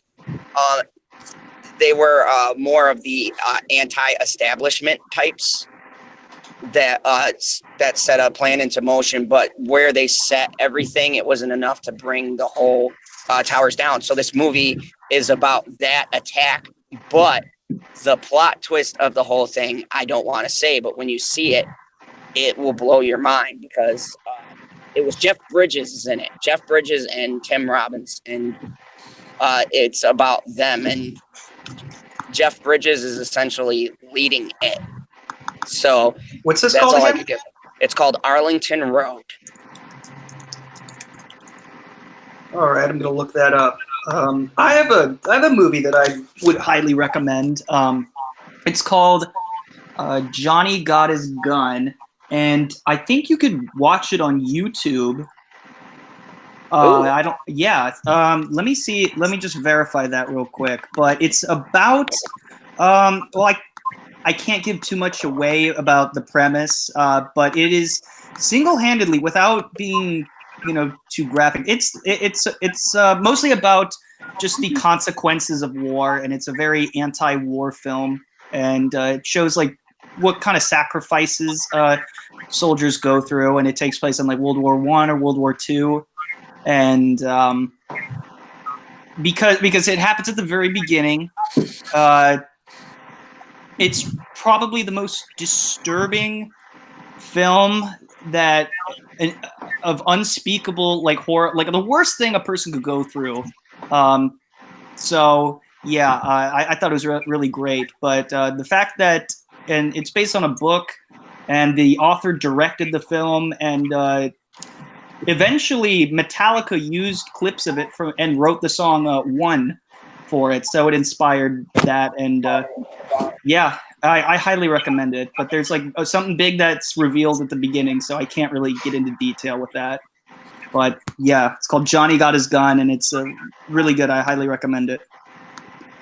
Ooh, I'll check that out while I'm supposed to be working 3 in the morning, shutting the theater down. Oh yeah, let me send you the link. What about you, Miss? I mean, I'm trying to think of some good movies, and have you heard of Triangle? I keep needing to watch that. I've heard of it. Yeah, it's pretty good. I don't really have much to say about it. I liked it. It probably isn't as good as I think it is, but I enjoyed it. I hate like shape movies. There's one called I think it's called The Circle. Oh, I know this. Is it on Netflix? Yes. Oh, I love Okay, that yeah, I movie. know that one I too. love that movie so much. I can't remember if it's. I want to say it's called The Void. I'm not sure it's still on Netflix, but it's a Netflix movie. Have you seen that? I think so. Oh, it's so weird. It turns into like some weird type of like Hellraiser multi-dimensional shit at the end. It's like, what the fuck did I watch? But I was creeped out watching it. Yeah. Because I used to, the one place I used to work guard duty, it was, pretty just big open lot, and you had to watch the gate. And I'm trying to think. I was playing it. It was like in the middle of, it was the beginning of the morning, so it's still like dark out in winter. And I have my laptop, and I'm just by myself, and I'm like, I have to like stop and make sure there's no like weird people popping out of nowhere. It really got under my skin. I like it's hard for that to happen, so I really appreciated that movie. Yeah. I'm trying to think of other movies, but the only one I can think of is a movie I really hate. Have you heard of Tusk? Yeah. I need to watch it. I hate that movie. I've seen it. Dude, it's hilarious. It's very humorous. It's so funny. It's just like I don't want to die in Canada. I couldn't do it. I don't know. I turned it off. Wait, aren't you in Canada, Miss? No, I was though. Oh, okay. It's not because I'm Canadian. You guys ever want to? Is that why it scares you? Because it brings you back to Canada? It was the pain that he was probably in. That's what it was. I couldn't handle the. Yeah. But you know what's great about that is just Kevin Smith is so cool about that movie. He's just like people who love it, he's just like, oh, thank you. But then some people are like, oh, dude, I really hate it. And he's like, I know, isn't it fucked up? And that's the kind of attitude. And you can call him a shill as much as you want, but when it comes to like people, when it comes to reception and criticism, I think he takes it pretty well. I cannot handle the pain factor. Thinking about that movie freaks me out. And I love Saw. Saw is one of my favorite series. Wait, which God, Chris Rock. Yeah, I heard. Oh God! I saw that he's gonna do Saw. I'm gonna pretend that's not happening. Watch it be amazing though. That's what's gonna be funny if it's like, oh that God. would be interesting, but it'll be like Jordan Peele, where it's like I don't know. I keep on picturing him being like, "Crack is doing." I don't know if he's starring in it though. I think he just. I've gotten conflicting reports. Some people say he's gonna star in it. I hated it. I turned it off 5 minutes in. I couldn't watch it. It was just. It didn't have the same feel. The trap was weird. I didn't like how they were going about it at all. So I turned it off. Oh, the new one. Oh yeah, that one looked awful. It looked like it was just like, let's make this a popcorn fest. And I love every single Saw, and people tend to bash the last like 3 of them, and I love them. I like them. There's definitely a dip in quality as far as making, but they went out with a bang with 7, and I would say 3 and 4 are my favorite because it's like really just one story and like 2 halves of it put together. Yeah. I like the second one the best. I love that one too. I heard that it was not actually intended to be a sequel at all, but somebody just wrote I guess, a spec script or something, and they were like, "Hey, this would be a pretty good idea for Saw 2. Do you want to?" Like they contacted the screenwriter, like, "Hey, can we make this into Saw 2?" She's like, "Sure." Yeah, but You know what always got me? But what? Just real quick, one thing that made me very upset with the last one. And yes, I'm calling it the last one because Jigsaw doesn't exist. Yeah. Is that I saw, without giving too much away, I saw the ending coming from a mile away, actually years ago. Like, it was super obvious, but I'm also conflicted because I'd also be mad if they subverted expectations and did something completely different. I mean, the thing is about that franchise is even when I saw things coming, I saw. Yeah. See? You saw things. Yeah. Even when I saw it coming, I still love the movie. I don't know. It didn't upset me. Well, it just seemed like it got to a point where they just threw in traps just to throw in traps. Like, what was the purpose, aside from the Linkin Park memes, what was the purpose of having Chester Bennington in the movie and all that sequence? It was because he's from Linkin Park. It's like, we got Linkin Park in this movie, dude. We're going out with a bang. I know. Hey, drunk 3PO. Oh, wow. Yeah, I'm on my phone. It might not sound too good. You sound great. So one of the traps did freak me out a little bit when his arms were twisting and that one's fucking legs were twisting. That freaked me out a little, but I survived it. Ooh, which one did I think was great? I'll think about that. Watching I got one for you guys. The fire one. The fire one, the first one where it's like you have to read the numbers for the lock. And he's he's covered in flammable shit, and he has to hold a candle. It's like, that's fucked up. How are you gonna make it out of that one? Come on. You didn't even give him the little Scrooge candle holder to walk around with. Oh no, man, you can't compete to the thing that they put in those people's mouths. Those were freaky, but I mean, I feel that's a bit more of an instant death than having your fucking arms twisted and your legs twisted. Yeah, but what about the one where he hid a key behind someone's eye? I would just die. Yeah, that was clue number 1 about the ending. That was just okay. I think I saw a YouTuber or something speculate on it, and I was just like, dude, I'm calling this right now.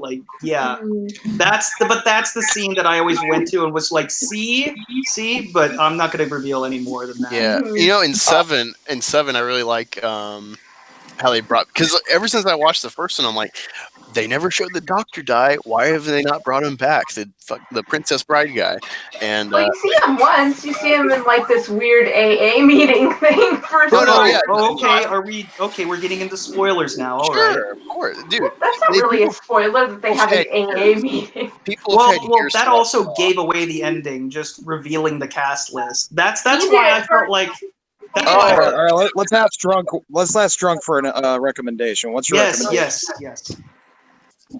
What are you talking about? Oh, a movie recommendation. We're talking about obscure but really well made movies that you think people should see. I offered Nocturnal Animals. Lee, I think, offered a couple of Tim Robin movies. Movies. Yeah, Arlington Road. I said Jacob's Ladder. Yeah. Some of it's already out for a while, but it's just more obscure that people may not know about. Shawshank Redemption. That's not. I watched that in law class in high school. Wasn't that? That's one of the greatest movies ever made. Oh yeah. Oh yeah. I'm gonna pull a rookie here, and I have not seen that movie. Oh wow! That's Frank Darabont's masterpiece. I'm sorry. Of all the 1994 films, that's the one I haven't gotten to yet. You should probably see it. It's actually really good. And we should have a watch party with proper memes and shit. I've learned my lesson that watch parties are just not the best time to watch a movie for the first time. Yeah. You know what's funny? You know what's funny? The Jeff Hicks loves Rob Zemeckis. He loves Back to the Future trilogy, but he's never watched Forrest Gump. I'm like, what the hell? What? Yeah, we definitely got to harass him. He hasn't seen Lord of the Rings completely. He hasn't seen Forrest Gump, and it's like, what is going on here? Oh my god, dude! How has he not seen all of Lord of the Rings? I mean, like, You know what's a great movie too is Tropic Thunder. Yeah, I love that movie. Oh, the That drug- SJWs would have a field day with that movie if it was released today. Hey, Proper, I got to cut you off really quick. Have y'all seen the trailer? It was going around Twitter for like half a day. There's this new trailer coming out it came out for a movie.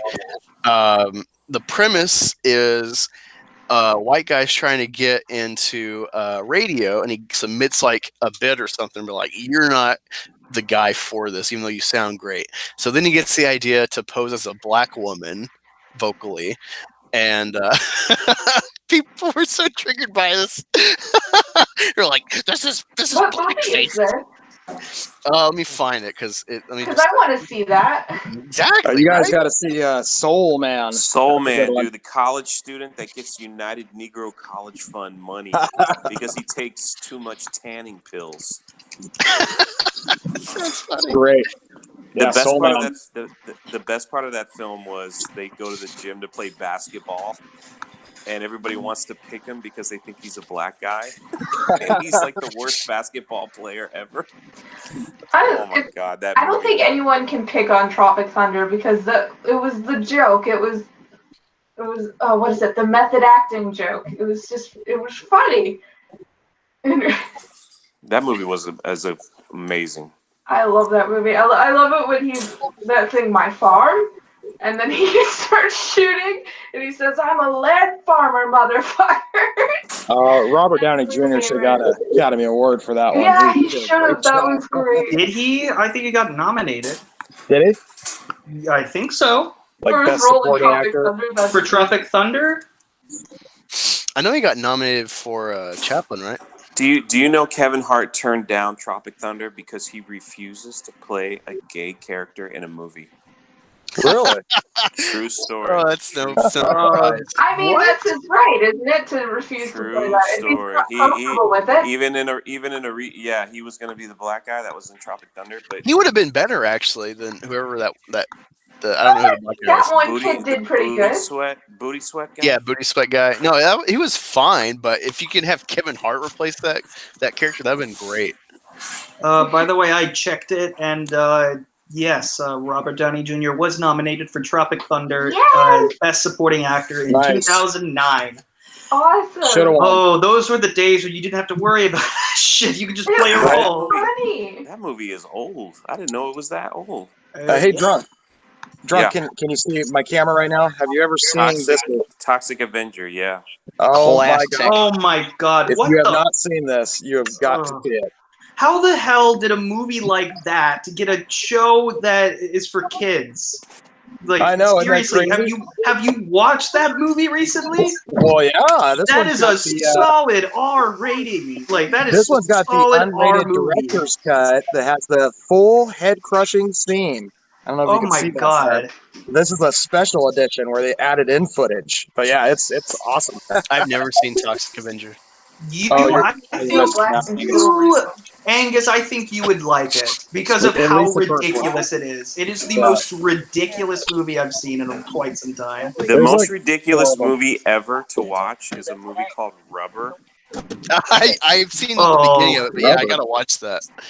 Yeah, it's about a spare what you're tire talking that about, but I becomes can't. demon possessed and kills people. Oh, Jesus.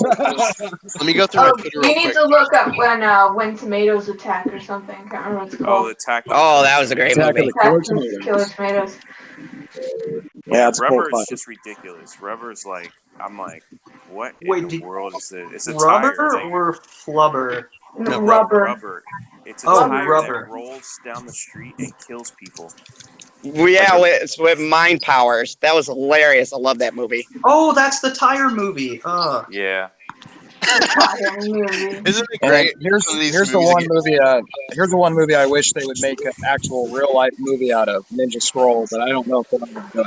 Oh, have any of you seen Appleseed? No. Oh yeah. Oh, Oh, by the way, I gotta get going. Yeah, Thanks for- you're so important. Cropper's got to go. Yeah. Yeah. Oh, wait, did well? He gets Thanks for invited having. to everything. Well, thanks for having me on. And would it be okay if I just made like a quick like little announcement or something? It's not like we already know you. No, go on. Okay. Well, the next Council of Jeremy's is going to be on June 1st, and Josiah Rises is going to be the guest of honor, and we're going to have another Council of Jeremy's this week with a very special guest. I'm not going to reveal who it is, but what time are both of those? I'll let you know. You're in the council group, and Angus, if you would like, I would like for you to be the guest of honor in July, if you'd like. Sure, it sounds like a great time. It's about time. It's about a great time. It is a great. Drunk 3P was the guest of honor a couple ones It was ago. awesome. Yeah, I loved used it. to be a proper Jeremy parody. I was proper Jeremy's face. Oh God! And I knew exactly who it was because you made the same mistakes as I did that made Jeremy find out who I was. How? Like, because you were tweeting yourself and feuding with the account. So see, no, I thought that would be a good cover. I'm like coming at. So did I when I was proper Jeremy, like in those early days, and fighting as Voorhees. But then it just completely blew up in my face ish, and he just like said like, "I'm pretty sure I know who you are." Did you use the Voorhees account today?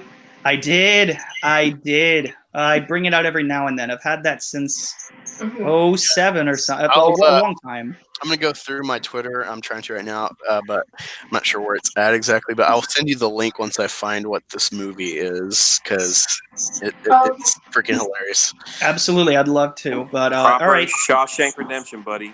You'll thank me later. I shall. Oh yeah, you will. It's all right. Is it on Netflix? I don't think so. It might be on Amazon Prime, if not. It's on TNT every other day, so I don't. I'd rather watch it uncut. Yeah. Anyways, thank you once again, and congrats on 1,000 subs, man. You deserve it. I wouldn't be here without all y'all. So. Absolutely. All right. See you guys. It's accomplishment on all of y'all in the chat and here in the panel. Now I'm the only woman. Oh yeah. Wait, well, I'm still here. No, she's talking about the last female. Lee Larson. What are you trying to gender me? Well, you are a unicorn. Right now, I'm an avatar of a unicorn minotaur with a black belt. Oh, hey, speaking of funny stuff, have you seen the Chips Ahoy? Did y'all see that on Twitter during Mother's Day? Oh yeah, Happy I Mother's Day retweeted to that. your moms, your drag moms, and everyone who celebrates you being you. And it's just like some like crack whore. See my tweet? No. I said Happy Mother's Day to all the single fathers out there. Amen. Thank you. And I think I directed it at fathers trying to get custody of their children, as well as grandparents who act as parents for their. Hey, Snow, I'm gonna make you a intro video. Do you mind? Yeah, no. Well, you should do it on your live stream so I could see you. No, I could just record it and just like send it to you unlisted. Oh yeah, okay. You want to do it that way? Sure. Yeah. Did you get the one I sent to you, Drunk? I made an intro for your breaking news. Yeah, you know what? I'm waiting to use it until after I'm like waiting to get monetized to use it, because I hear once you're monetized, like you get a bigger audience, and I really, I mean, not for nothing, I really, when I use it, I didn't know. I really hope you gain like 100 subs from it or something. Like that's. I thought it might have been too offensive or something. Nah, man, it's fun. It's hilarious, but it's Cool. just I'm like waiting for YouTube. Can I, Angus? I was meaning to ask you. Can I shamelessly plug something? No. No. Yeah. No.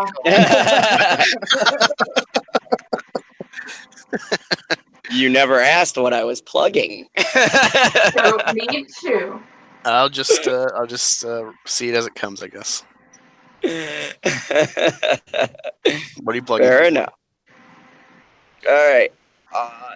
Yeah. So, I first off, I just wanted to say thank you to everyone, and a lot of my things have been like getting surprisingly a good number of people actually sticking to like listen to me talk. Like I've had a pretty decent crowd.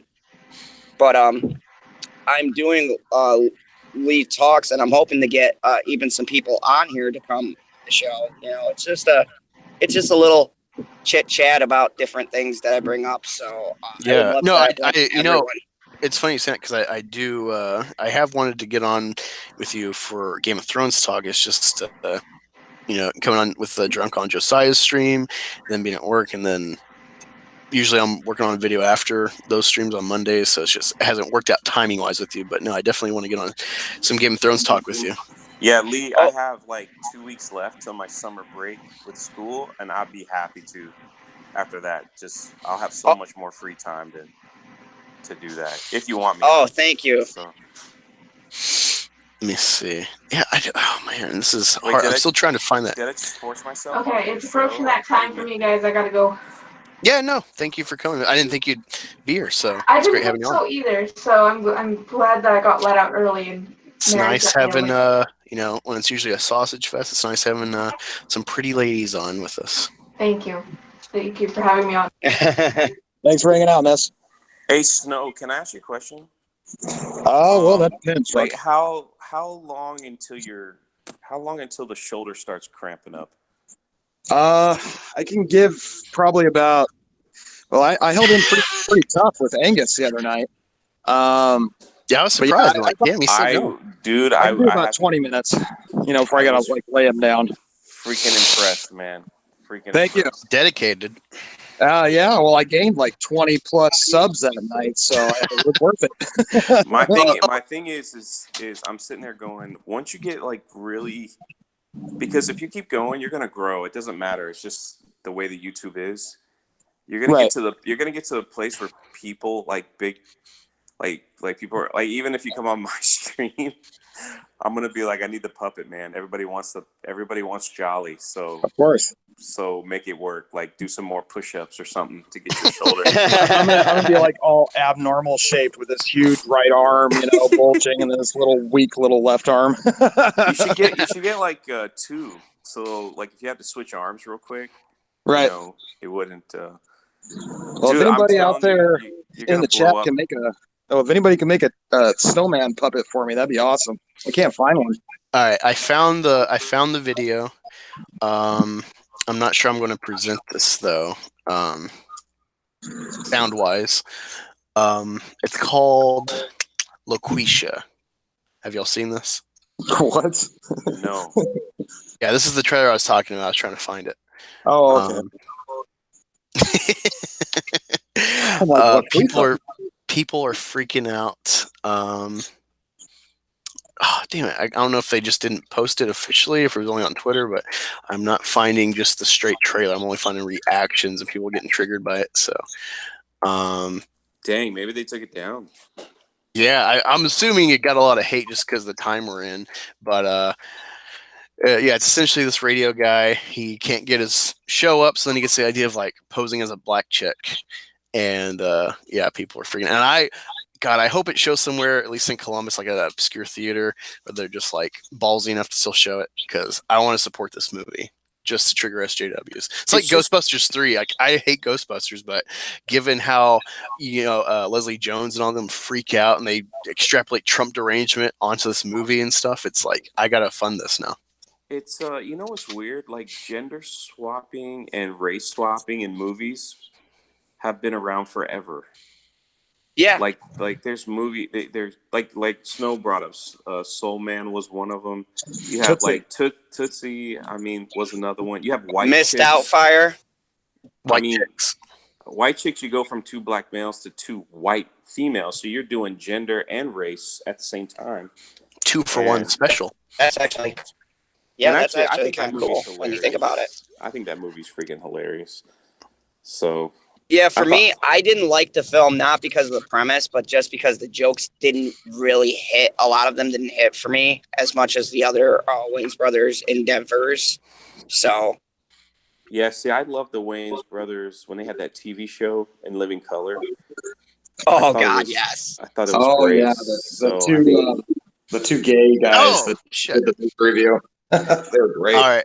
I'm trying to think how I'm going to present this. Have Hey, I'm gonna unplug my mic and I'm gonna see if y'all can hear me talk first. All right.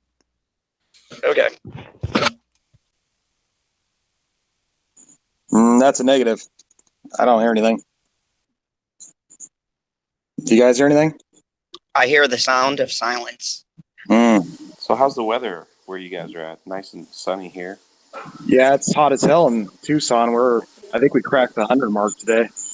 Wisconsin sucks. I drove in a rainstorm, and it's confusing, and my allergies are off the freaking chain because it's hot, it's cold, it's hot, it's cold, it's raining, it's not raining. Jesus Christ, pick a weather. So I want to take this time while Angus is having mic trouble to say, if you're a new subscriber to Angus, you should come to my channel instead. I think you'll find my takes a little. Yeah, the mic. No, I was listening to you the whole time. No, my my mic. Yeah, I don't know what it is. Like I remember before I would stream without my headset, but it's not working. So what I'm going to do is I'm going to present the trailer, but I'm going to play the audio. Some audio might be off, but I'll play the audio off my phone into the mic, so it might sound a little not quality. This is interesting. Yeah, unless someone else can present it with the sound, then that's how it's going to have to go. I could, but I'm not on my computer right now.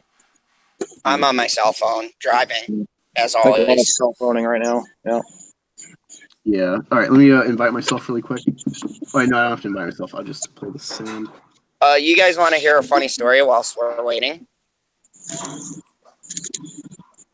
Yeah, sure. Yeah, sure. Go for it. So, on my new late night program, shameless plug, Lee and PB Talks.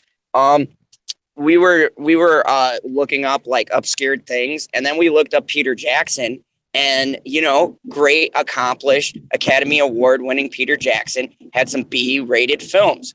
So we saw this one that was about like alien zombies thing. It was so horrendous. So I was showing it on my channel, just like the YouTube trailer kind of a deal with no sound. And then like not but a minute after showing it, I got a warning from YouTube, and then I got a strike. I didn't even play the sound, just like clips of me mocking it. You said this was a funny story. This is kind of sad. Okay, so the funny story. No, I found it hilarious because I was like, oh, wow, copyright strike. And I didn't play sound or even make reference to what it was. But no, the funny part is this movie was so terrible.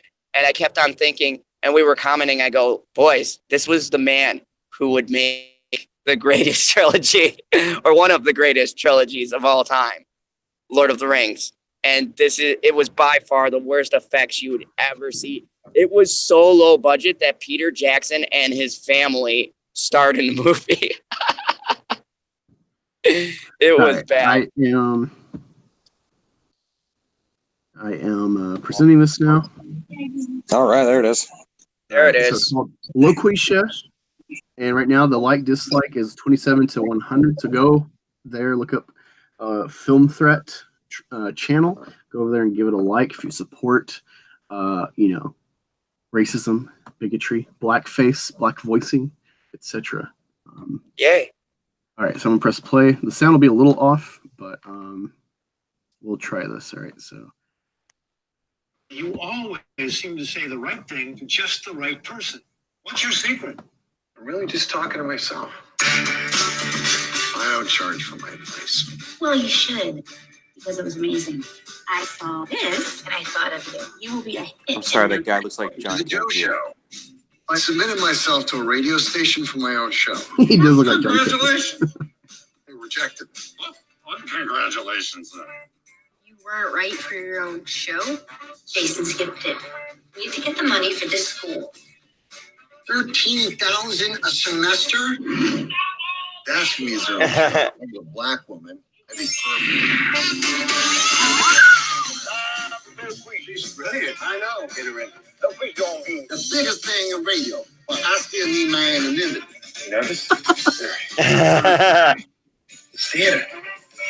You live with Loquisha. What's your problem? Hi, Loquisha. It's free. Oh, I ain't talking to you, not the way you sound. Let's call it. You go, girl. You just be good at Yes. If you good at yourself, you can be good at others. Don't be too good because the police will come around.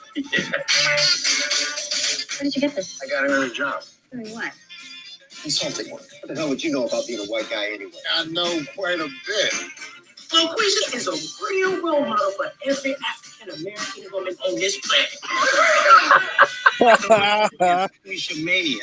I am Loquisha, officer. What was that? I think I might be a black woman trapped in a white man's body. You need to talk to Loquisha. And a black person doesn't mean that she doesn't understand you. Is this really happening? I'm unafraid above the river. I'm gonna jump. But thanks for calling. Enjoy your jump. You gotta start listening to her. Oh, I'm in. This is great. This is great. Dude, that's amazing. That's Oh, John Campea, dude. That looks just like John. was that not amazing? Let me check the chat here, see what they say. Brilliant. Dude, but here's the thing whilst you're going through the chat. You know, these people are getting triggered, but they forgot, like, Robin Williams did one of the greatest portrayals of, like, switching genders and age and voice in Miss Doubtfire, and that's, like, considered, like, a classic comedy. And now nationality. yeah, and nationality. I mean, Yep. he hit the trifecta. And, like, people bitch and complain now about this, and the dude ain't even really changing his appearance from the gist of what I'm getting, and everyone's like up in arms. It's astonishing how, like, people forget that comedy originally started as being offensive. Richard Pryor, you know, old school Eddie Murphy, I mean, those old comics that brought racial satire and mocked it, you know, Chris Rock, all of them. They were pioneers of poking fun of stereotypes. That's like the crux of good comedy.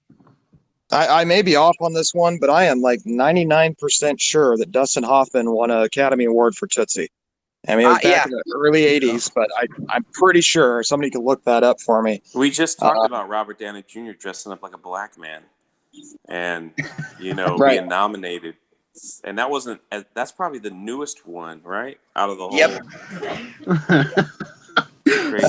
Someone in the comments said, "Who thought this was a good idea?"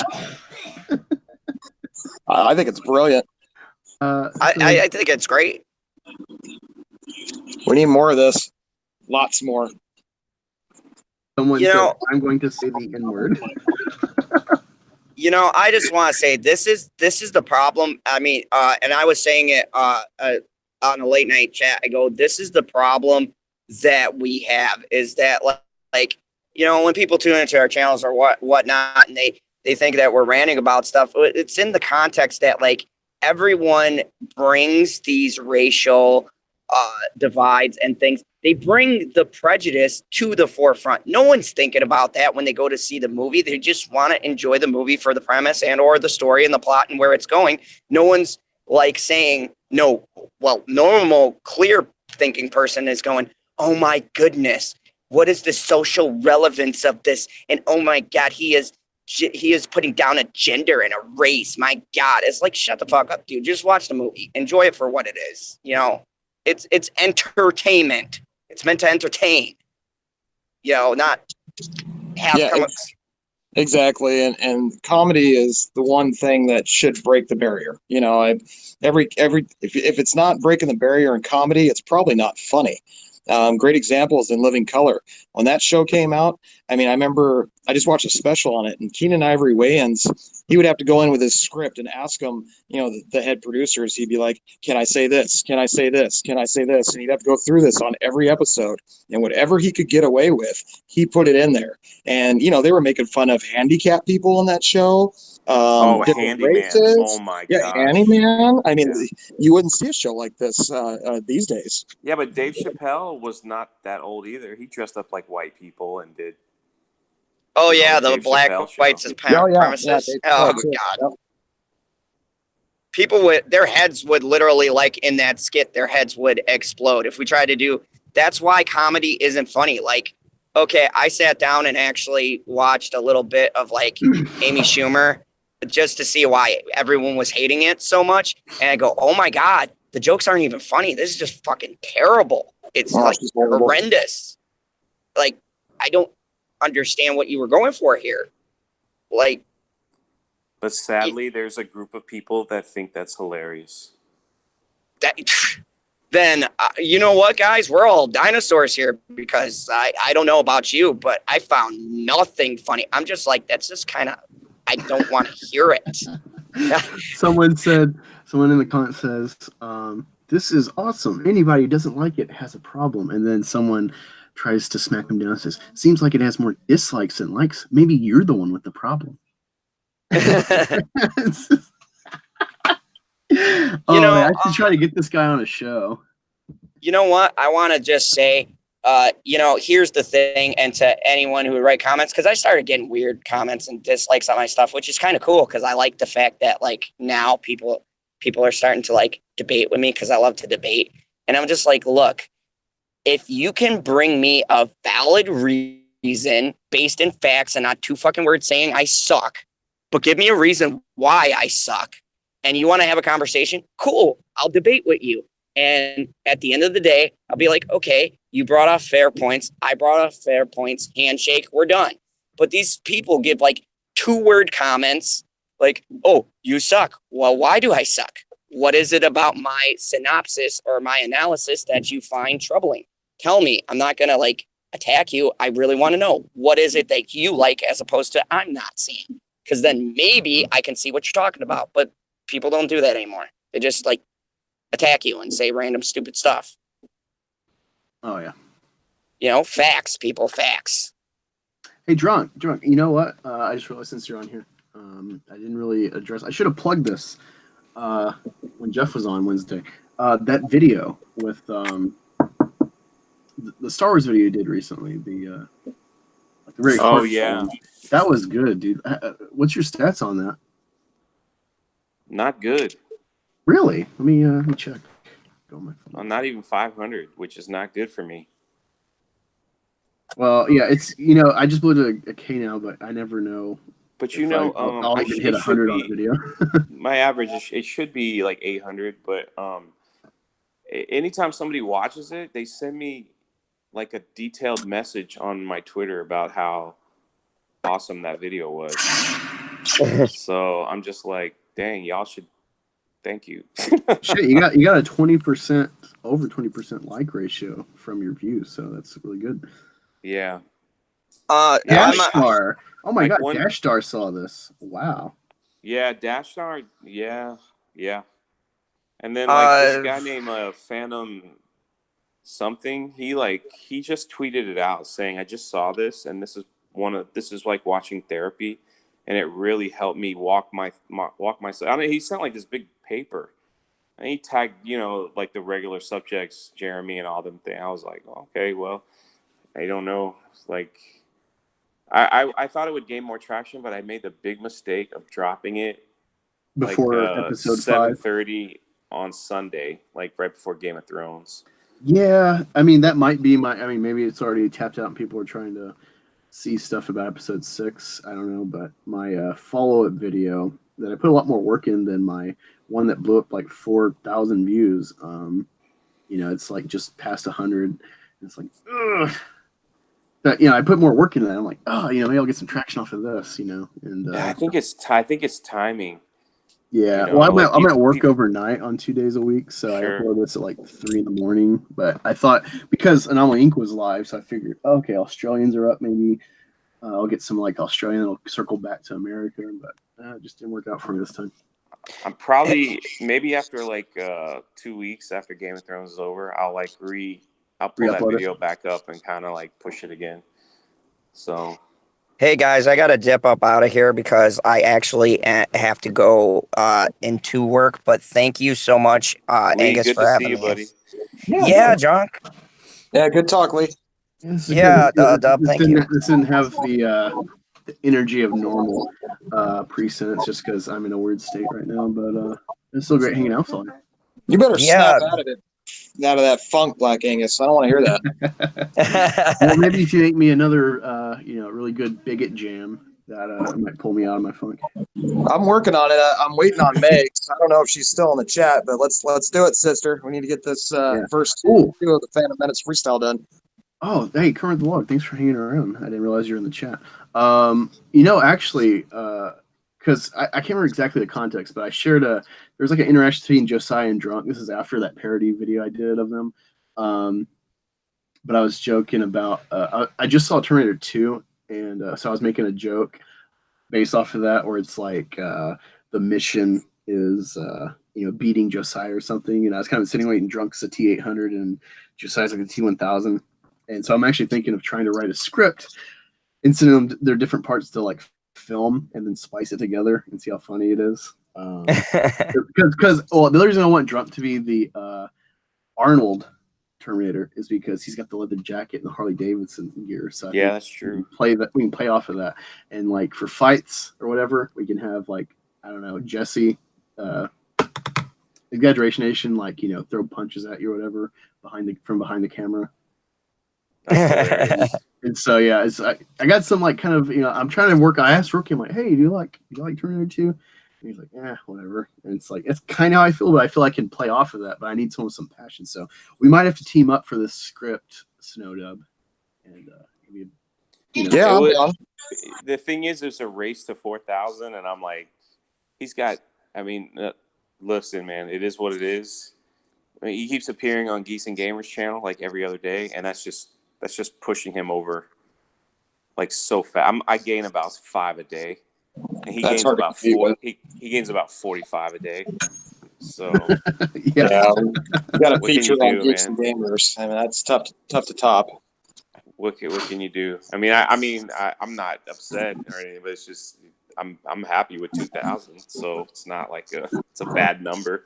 No. So let me just chat real quick. Kermit the Log and I'm Not Creative. Congrats hitting 50 subs. It's a stretch, having to hit that first 100. Then it starts like working more and more, and you get more motivated. So like, all right, I already got 100 people that have agreed about something about my content, so that helps. But I haven't checked out Kermit's content yet. But hilarious. He's a stand-up comedian. He just basically makes jokes as Kermit the Frog. It's pretty funny. No, I'm looking forward to this. He was saying something in the chat. I don't know, maybe I missed. Oh, he's talking about Dogma. Okay, so this is a video I've been talking with Rookie Critic about, and I'm not gonna get overly political, but it is a political topic. I want to do this video about the religion of the left. All right, I'm just gonna take it from a layman's perspective, but you hear this phrase a lot if you watch like Loud with Crowder or stuff like that. You hear the religion of the left, and they're usually just referring to policy or something, like their kind of dogmatic policy stuff. But I actually sat down while I was talking to Rookie and thinking about it, and it's like, holy shit, this is a religion. Because like, this perspective hopefully isn't taken as me dissing religion because I'm an atheist. Because all right, I'll see y'all later because I'm heading in. But thank you guys for having me. No.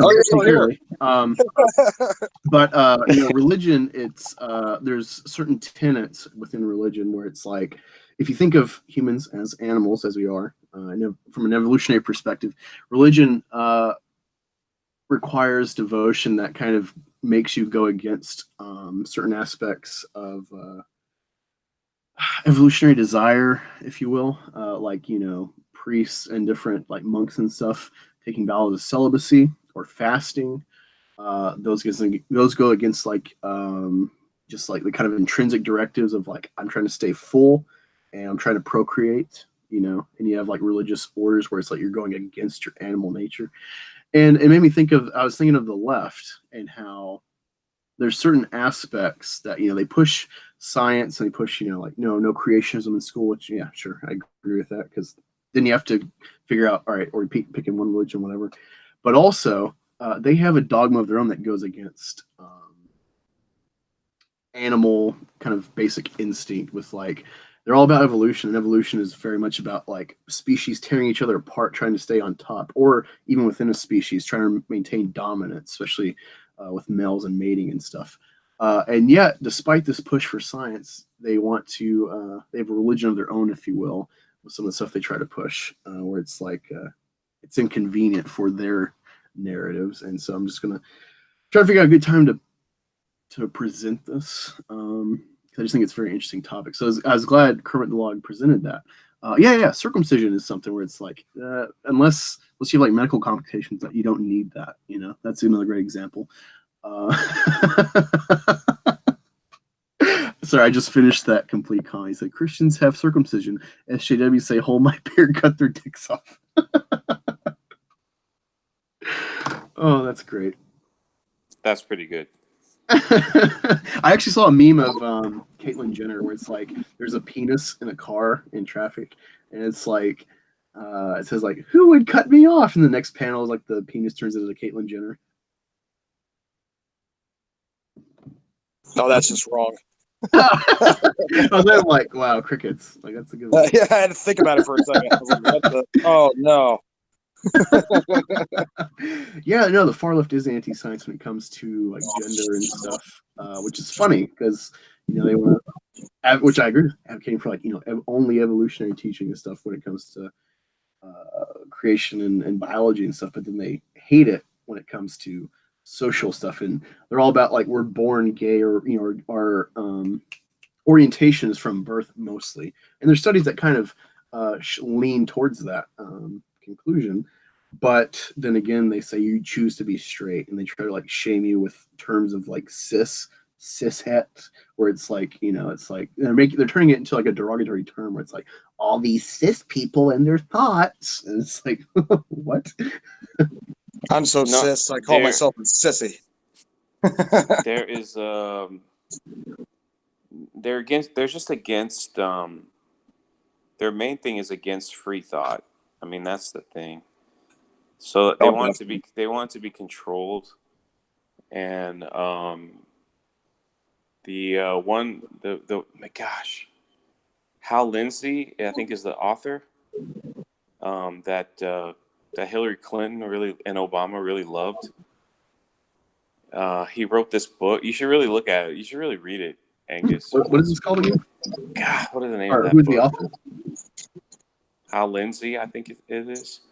He dedicates the book to Satan, and it's because he was like Satan was Satan wanted to be different or something like that. But it's a whole government. Oh God! If I get the name, I'll text it to you. I read it like 3 or 4 times, and they ran their whole campaign off this book where it just talks about. Satan is alive and well on planet Earth. No, that's not it. It's oh gosh, you got me into political talking. See, you messed me up. But the whole thing is about government control. So if they can control the healthcare, if they can control the money, control the jobs, control the media, people will be dependent. And then once you're dependent, you have total power, because then you can't get out of power because people are dependent on that power. Makes sense to me. So it's this whole thing of, like government healthcare, cell phones, social controlled media. Just feed the people what they need to hear, tell them what they need to think. It's and funny then it goes into the education system where it's like we should have one book on history and that's it. Don't let any free thought. So you saying this is why I really think Anchorman 2 is underappreciated, because there's like a real loose idea, like you're saying, where it's like that whole thing where it's like, why tell them what they need to hear? Let's tell them what they want to hear. Let's make news popular and fun. And it's like, I know it's a big comedy, it's Will Ferrell, and it's just odd, off-center humor, but there's a real really cool theme there with that, especially with news and dissemination of information to the masses and stuff. And how would you say it? Like kind of like I like the terms right now, but kind of like bread and circuses idea of controlling the masses with entertainment. Here it is right here. It's Rules for Radicals. That's the name of the book. Dedicated to Satan. It was written in 1971, and it's the blueprint of it's basically a blueprint of moving a society from free to a socialist type Almost sounds like a Marxism. Yeah, it's an interesting read to think that these were, their heroes that were running stuff like that. So it's an interesting read. No, that's so It's an cool. Yeah, interesting definitely send me read. the link to that, Drunk, because I'm not seeing it. I was looking on your Yeah, video. I mean, is there anybody in the chat? Have they ever heard of this book, Rules for Radicals? I can't see the chat because I'm on my cell phone, but it's and I don't even care like whether you're Republican. Honestly, I hate politics, and I don't like getting involved. I don't like talking about it. But as a history major, you learn so much of it and how it repeats itself, and how these type of philosophy thoughts of people that are power hungry and how they want to stay in power. And it's basically taking the power away from the people, but doing it in a way that they have to rely on that power.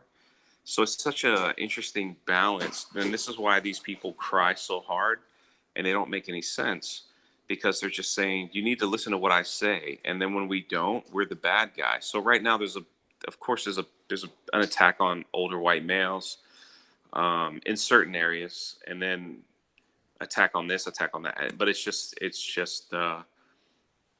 they just want to silence any type of free thought, because we've seen it before on Twitter. When you go against what they say, they eat their own, they attack, and then they don't have rational thought in their debate process.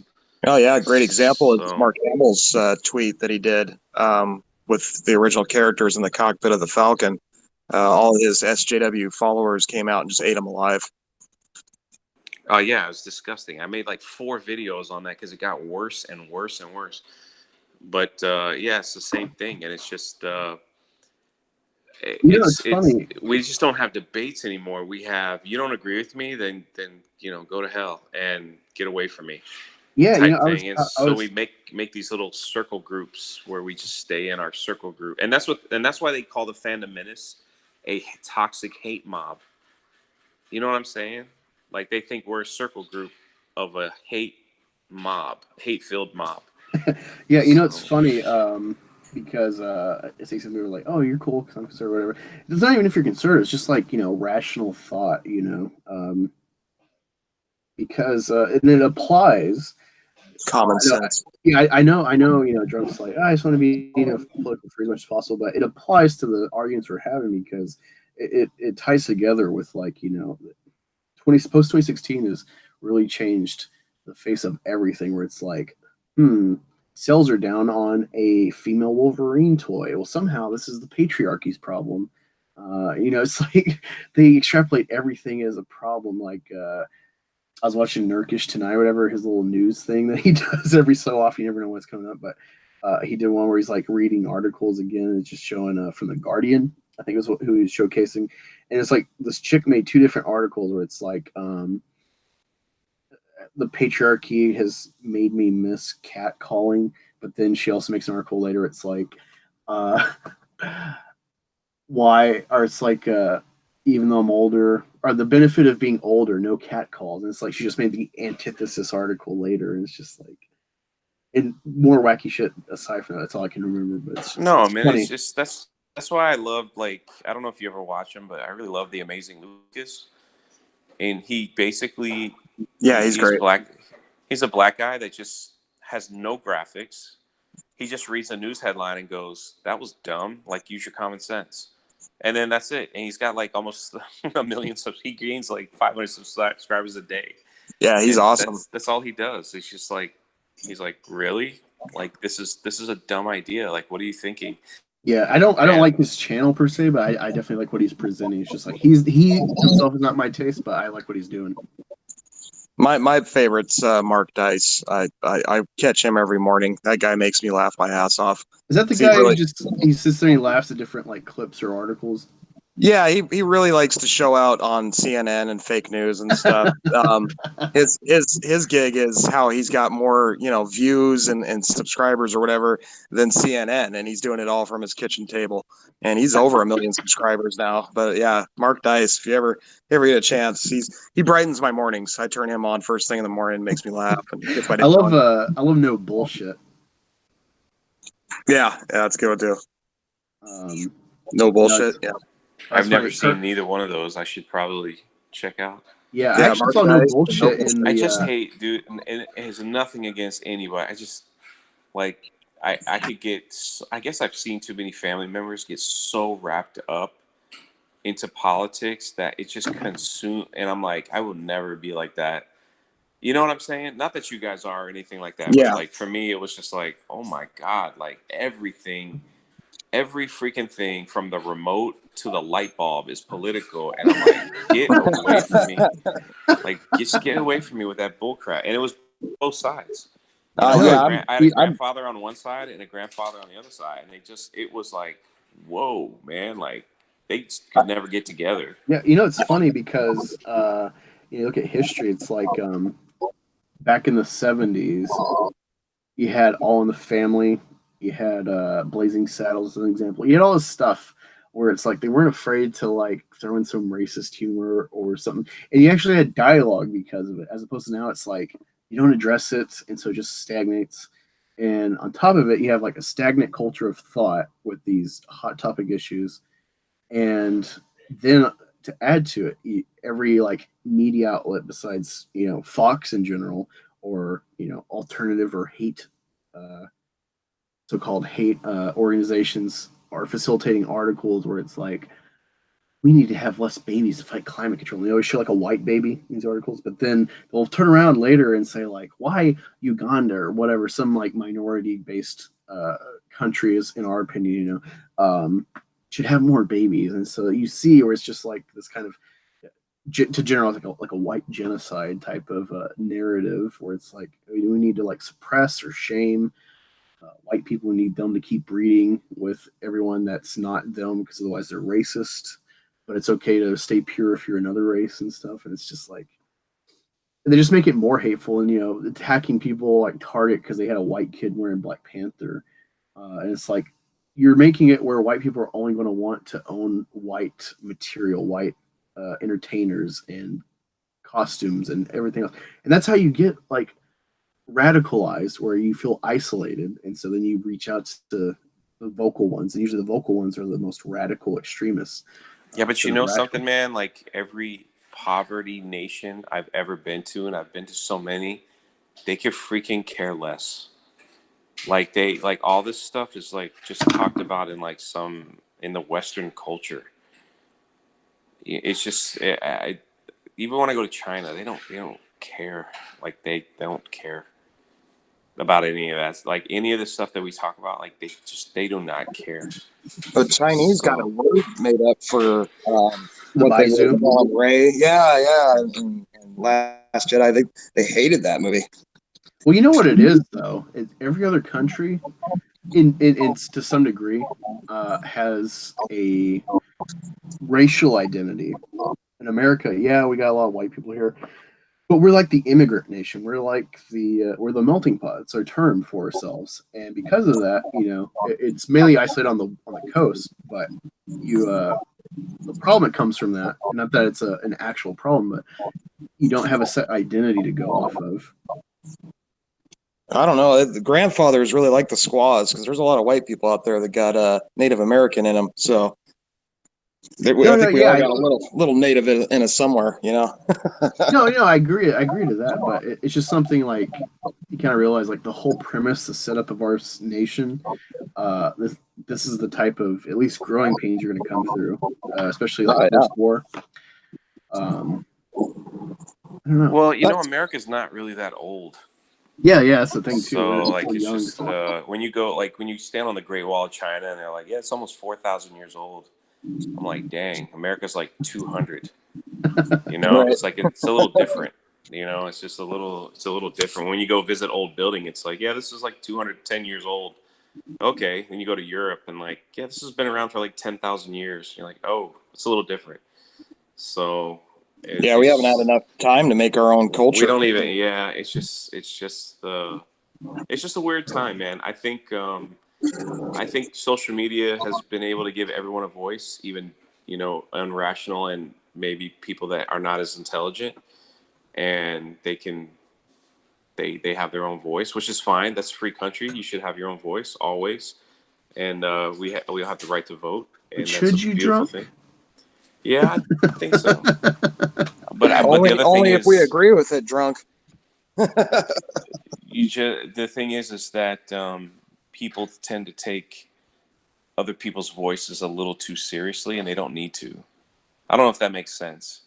Oh You yeah, know, like if someone tweets out something that is like completely dumb, I'm like, I can make a joke about it instead of getting angry about it, because I know that most people don't agree with what they just said. So because it's I got common it. sense. I got a great example. I got attacked recently, for being a little bit on the right side. I'm definitely Second Amendment and pro First Amendment, and I got attacked for the whole racist gig, and you're just another white boy, white privilege, and I had to laugh at him because one of my most recent songs that I put out, I not only brought in a black rapper, an African American rapper.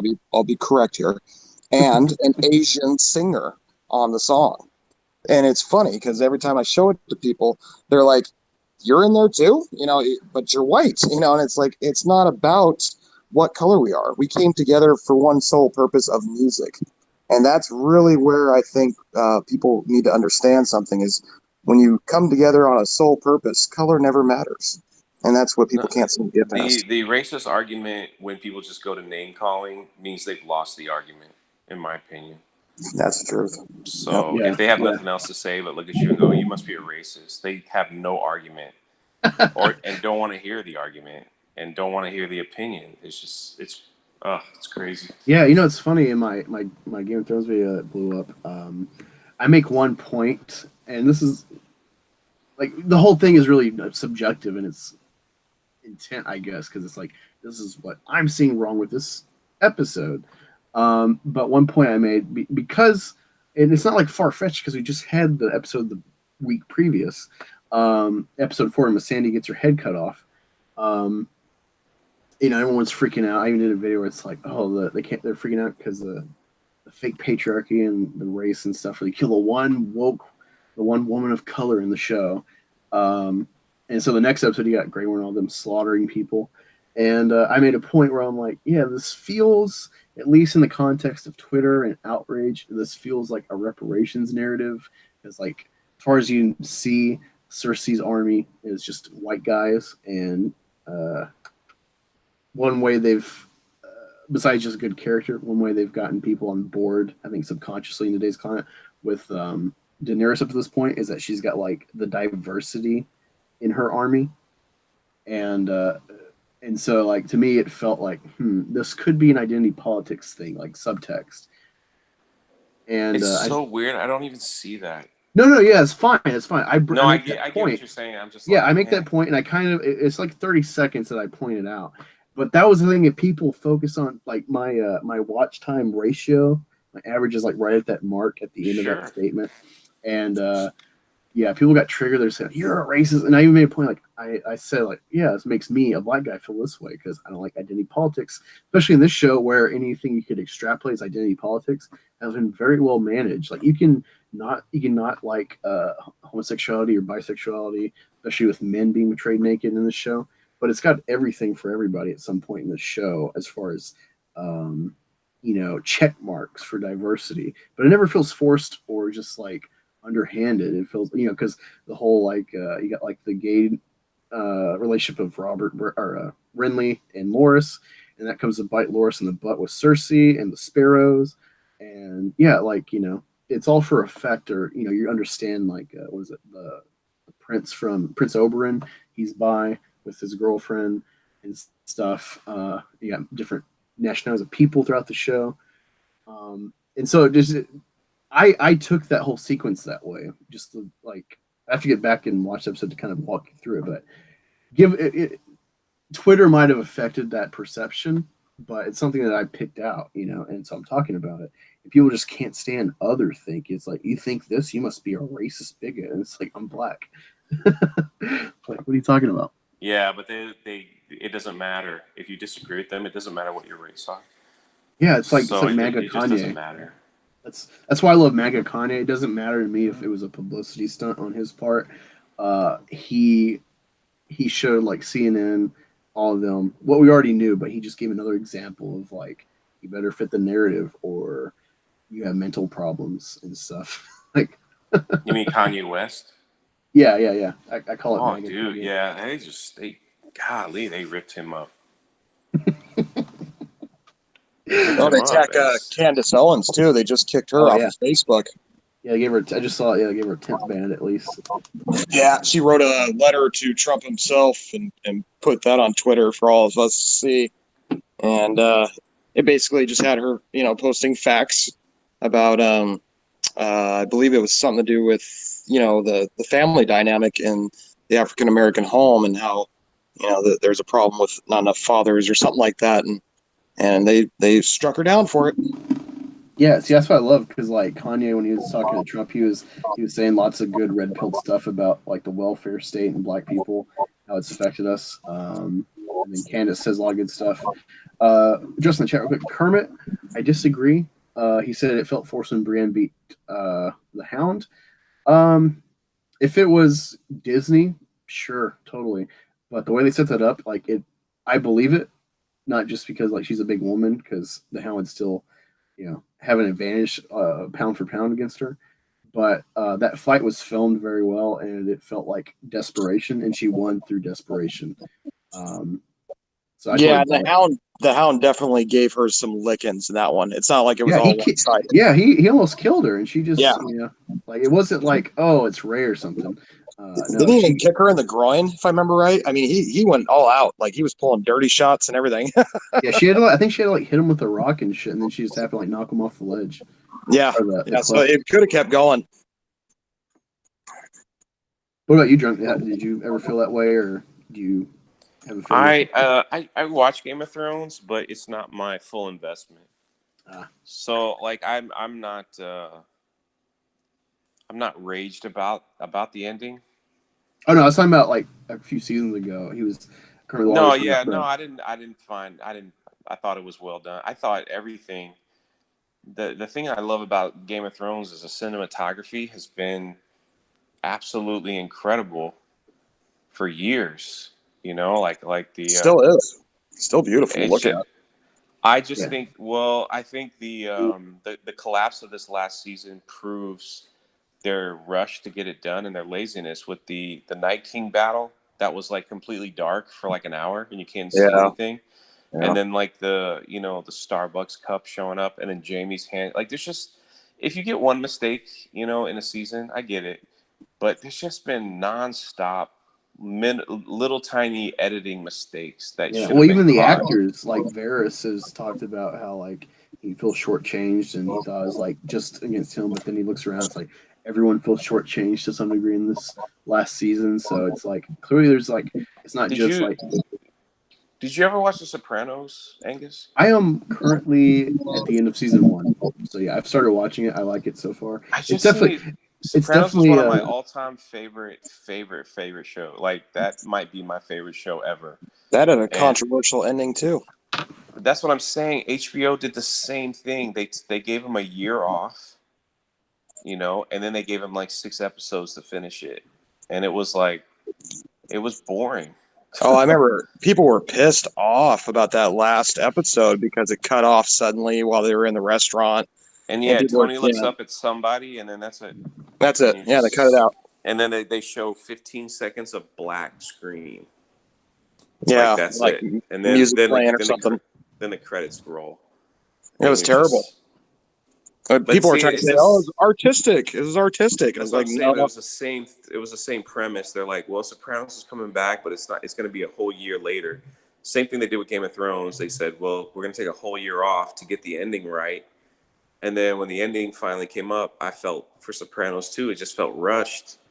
And they did the exact same thing where Game of Thrones killed off all the B+ players first. Sopranos did the same thing. They killed off all the B players first.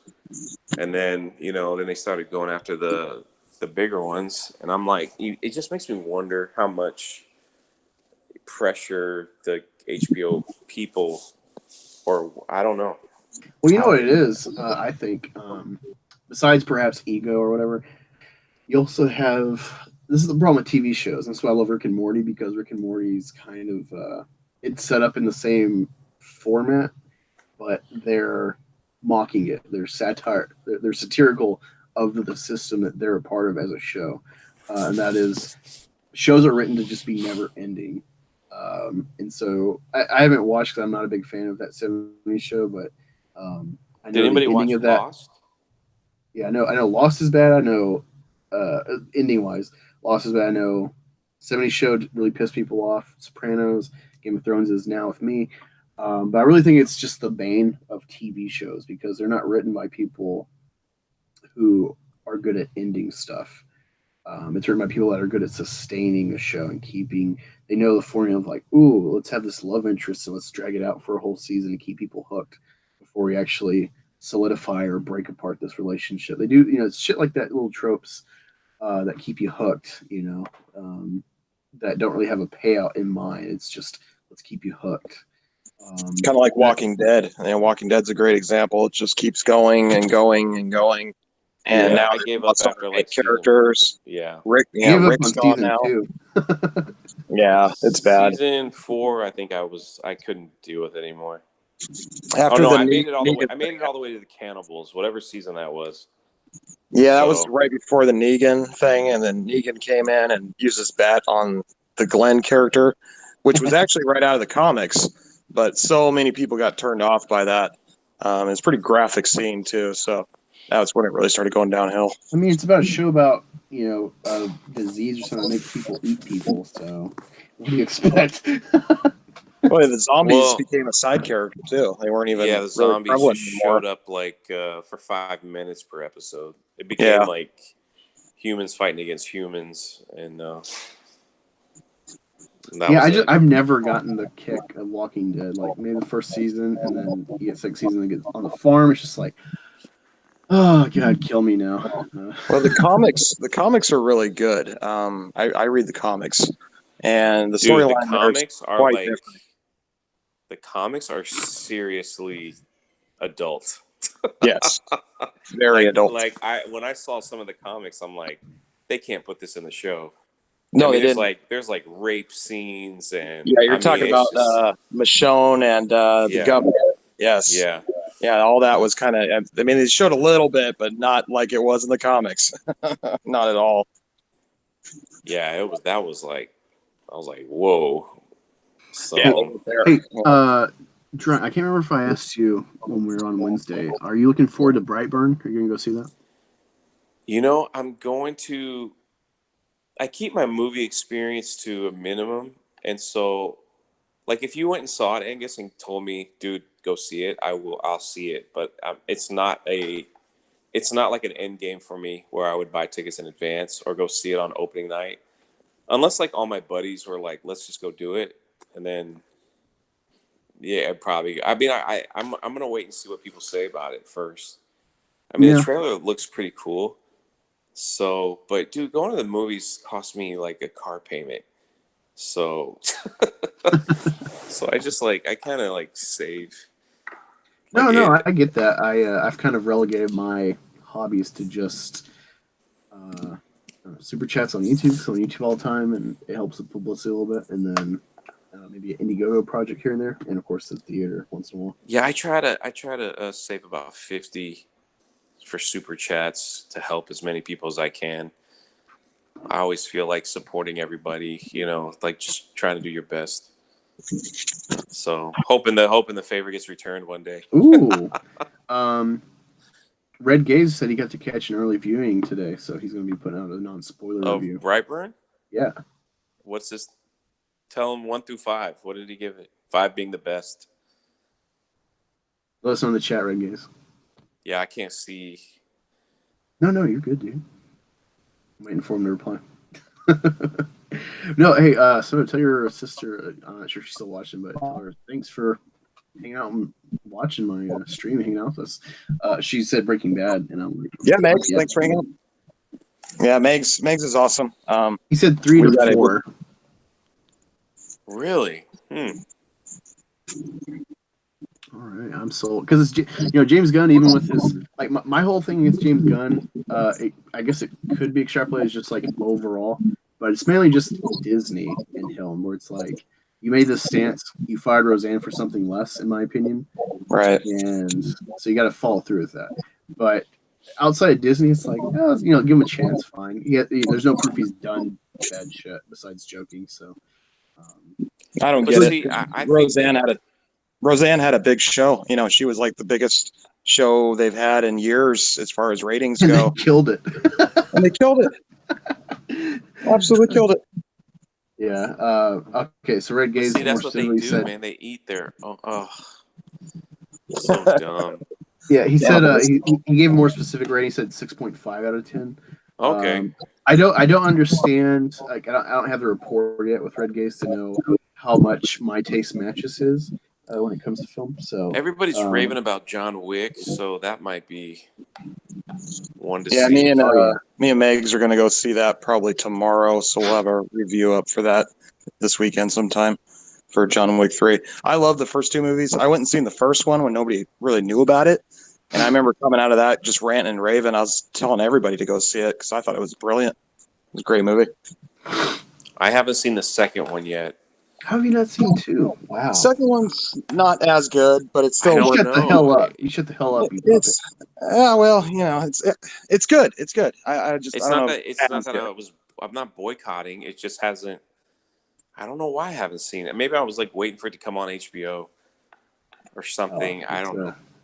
Yeah, it's damn. It's better in my opinion. It's weird. It's weird the controversy, if you will, the conversation of like people where it's like 1 versus 2, and I'm like, I don't get how you can say one's better. One definitely starts it up. I don't know. I feel like 1 and 2 is kind of like Empire versus New Hope type of argument where it's like they're both damn good. So it's like, oh, you bigot! Are you trying to say Empire is worse than Star Wars? Empire is the best Star Wars movie ever. What are you talking about?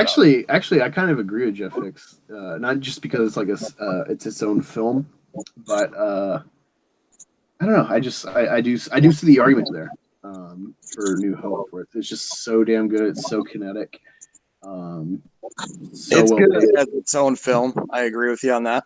But when you go for like classic moments in film history, the "I Am Your Father" is still probably, if not the most well-known storyline that you've around the world, and so that's why I always give Empire the nod, because that moment alone changed film history. So many films have tried to redo that scene in their own way and can't pull it off like that one did. I don't know. I think Thanos pulled it off with Infinity War. I think he finally at least is arguably on the Vader Episode 5 level. Yeah. Okay. I can give it that. Yeah. Yeah. I remember I did a video. It's like 7 ways Avengers is better than Star Wars now or something. And I was making all these points. Yeah. See, I'll disagree because Star Wars is the greatest thing ever, but it's just really funky right now. But well, yeah, I was talking about the context of now. Oh no, I get it.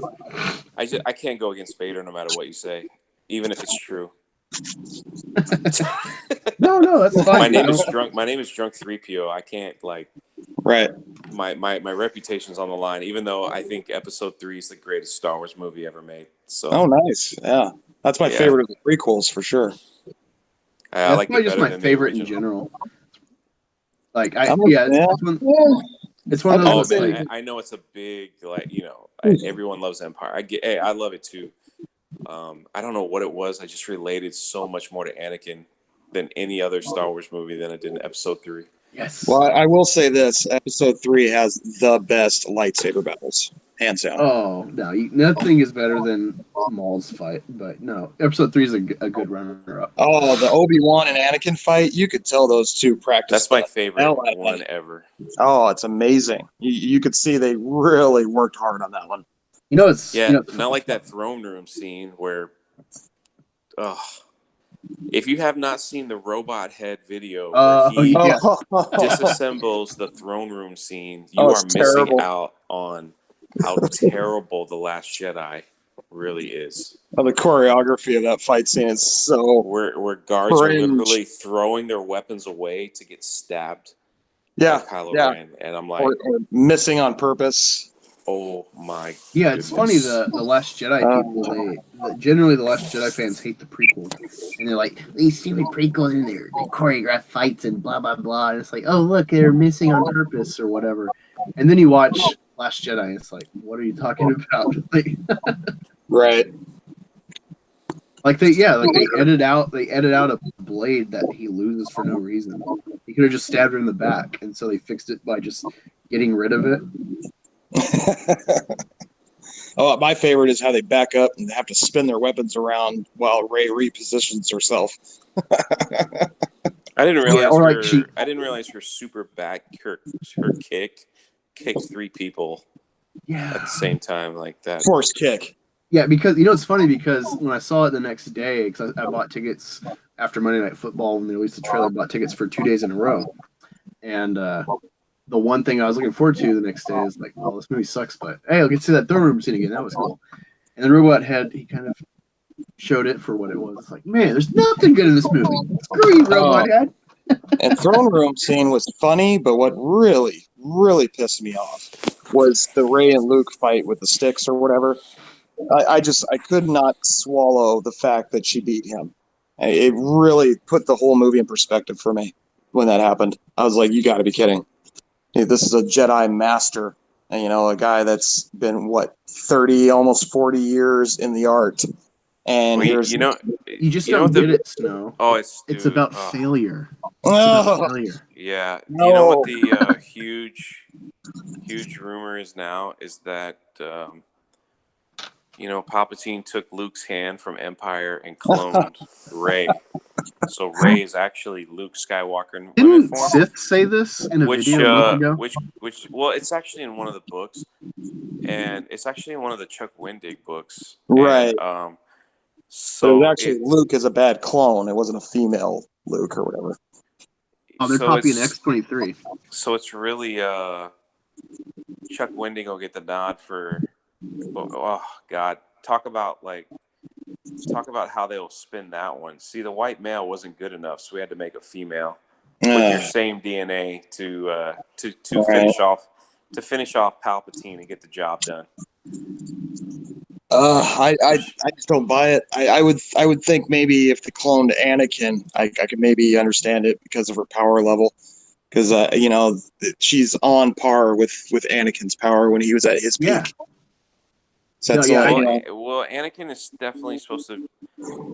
Anakin was made by the if you really want to go deep into the stratosphere, Anakin was a clone. Anakin was made by the Force because Darth Plagueis was creating dark Force creatures, and Anakin was created to balance out all this, darkness. So he was a balanced Toxic creation. masculinity. That's what you're looking for. Yeah, I mean, no, I from what I understand, because especially after watching a Star Wars theory video where it's like the original script or Episode 3 was more outright Palpatine saying he created Anakin, but Lucas kind of retooled it, made it more subtle, and but with Rey, from what I understand, with the dialogue in Episode 8 especially, is that she's essentially, since Luke tapped himself out, she's the embodiment of the light side, because this whole movie is about the balance of the Force and the duality. And so it's like, all right, this is a reasonable level up from Anakin to explain her power set, but it's kind of like Dragon Ball Z, where it's like you've gone too far to make it believable or enjoyable. It's possible. Yeah, I guess. Where it's like I narratively buy what you're selling me, as far as all right, this makes sense for the story you're making, but it's not engaging, So it's like, it's I don't know. They've broken Star Wars. It's so sad. They should have just given us a freaking fan film. They could have introduced.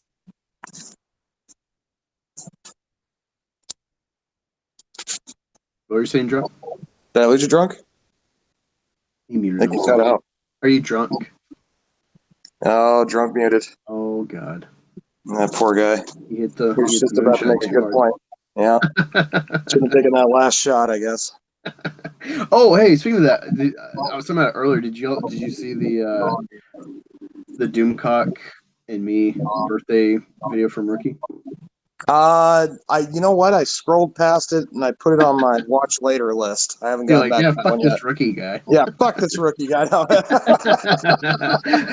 No, it was funny because at the end of it, he like takes a shot for me. And it's like, "Here's to you, buddy," and he like, downs it, and he's like, "Oh god, cut," because he doesn't really drink. And those shots, he has to like, he's one of those guys he mixes his shit if he drinks at all, which is fine. Okay, right. But I'm actually probably gonna pour me a shot of some Canadian. Well, it's not Canadian Club, it's Windsor. It's like $1 cheaper. The Canadian rye. That's my stuff. If I'm gonna drink, I got to do Jaeger. That's probably my poison. I like a little rum or tequila once in a while. Yeah, no, rum's fine. But yeah, I don't know if you do you watch Mad Men, or did you watch Mad Men? I never checked that one out. Oh yeah, because the guy who made that, at least the creator of it, he is the same guy who did Sopranos. So if you like Sopranos, minus season 6, I guess. Sorry about that. He's back. Mad Men. Yeah. What was your point? You want to finish your thought there, drunk? What did you guys hear? You were talking about Star Wars, and I believe we were on the subject of just how bad everything's gone to shit. Yeah, it's just like they should have just having like Disney could have just easily given us a freaking fan film if they were going to include Luke and Han and all that, and they knew they needed to include Luke and Han to get people to watch their films, and so they could have just given us a nostalgia film like Endgame. If you want my honest opinion, Endgame was a perfect fan film, like to say goodbye. They tied in every freaking movie from the last 10 years. Every character was shown, and everybody had a monumental scene, and that was it. And I remember I was so excited. I used to get Entertainment Weekly, the magazine, and right about the time when Lucas sold or whatever, there was an interview in there with the 3 originals, and how excited they were that they were all coming back, and they were all on board, including Harrison Ford. And the nostalgia at that point of knowing the 3 characters were coming back was what really, I think, drove the fandom to reemerge. And we got robbed. We got robbed of it. Yeah, I definitely agree. Like, I'm a prequel kid, so I'm not invested like attachment wise with the original trilogy characters, but I appreciate them. And yeah, they should definitely be done well. And it's so weird watching like certain channels try to like rationalize how it makes sense why Han is reverted back to being a pirate essentially again after he's been married and had a kid. Yeah, it's hard to believe. But see, I wanted to like the new characters, like actually, The Force Awakens. I was kind of like, I wanted to like the new characters. That's just how bad The Last Jedi is. It ruined all character development. It just ruined any like Finn. I thought Finn was a Force user, and he could have had like a little, Force power and not know it. Or even Maz's character, she was a Force user. And The Last Jedi, her whole place of business was destroyed. Her whole livelihood, her whole home. And then what do they do to her in The Last Jedi? They show her at like some stupid union dispute answering a telephone call. And you're like, while this she's is fighting. So stupid. It's terrible. It's so dumb. Like, she should have probably been with the, rebellion. Because where did she have to go? She had nowhere to go. Everything was ruined. And she was supposed to expand on the story from The Force Awakens, where she hands the lightsaber over and says, "Oh, great story for another time." And we never got that story on how she got it. Dude, you know what's funny? I'm going to do a video at some point. I was going to watch Force Awakens with commentary, but I guess that's not a thing. So I watched the behind the scenes, the main like hour-long program. And it's pretty clear there was no real initiative, no goal. This is all just kind of thrown together. JJ talks about like he was pretty ambivalent or distancing himself from the idea of doing another sequel for a series, especially Star Wars after Star Trek.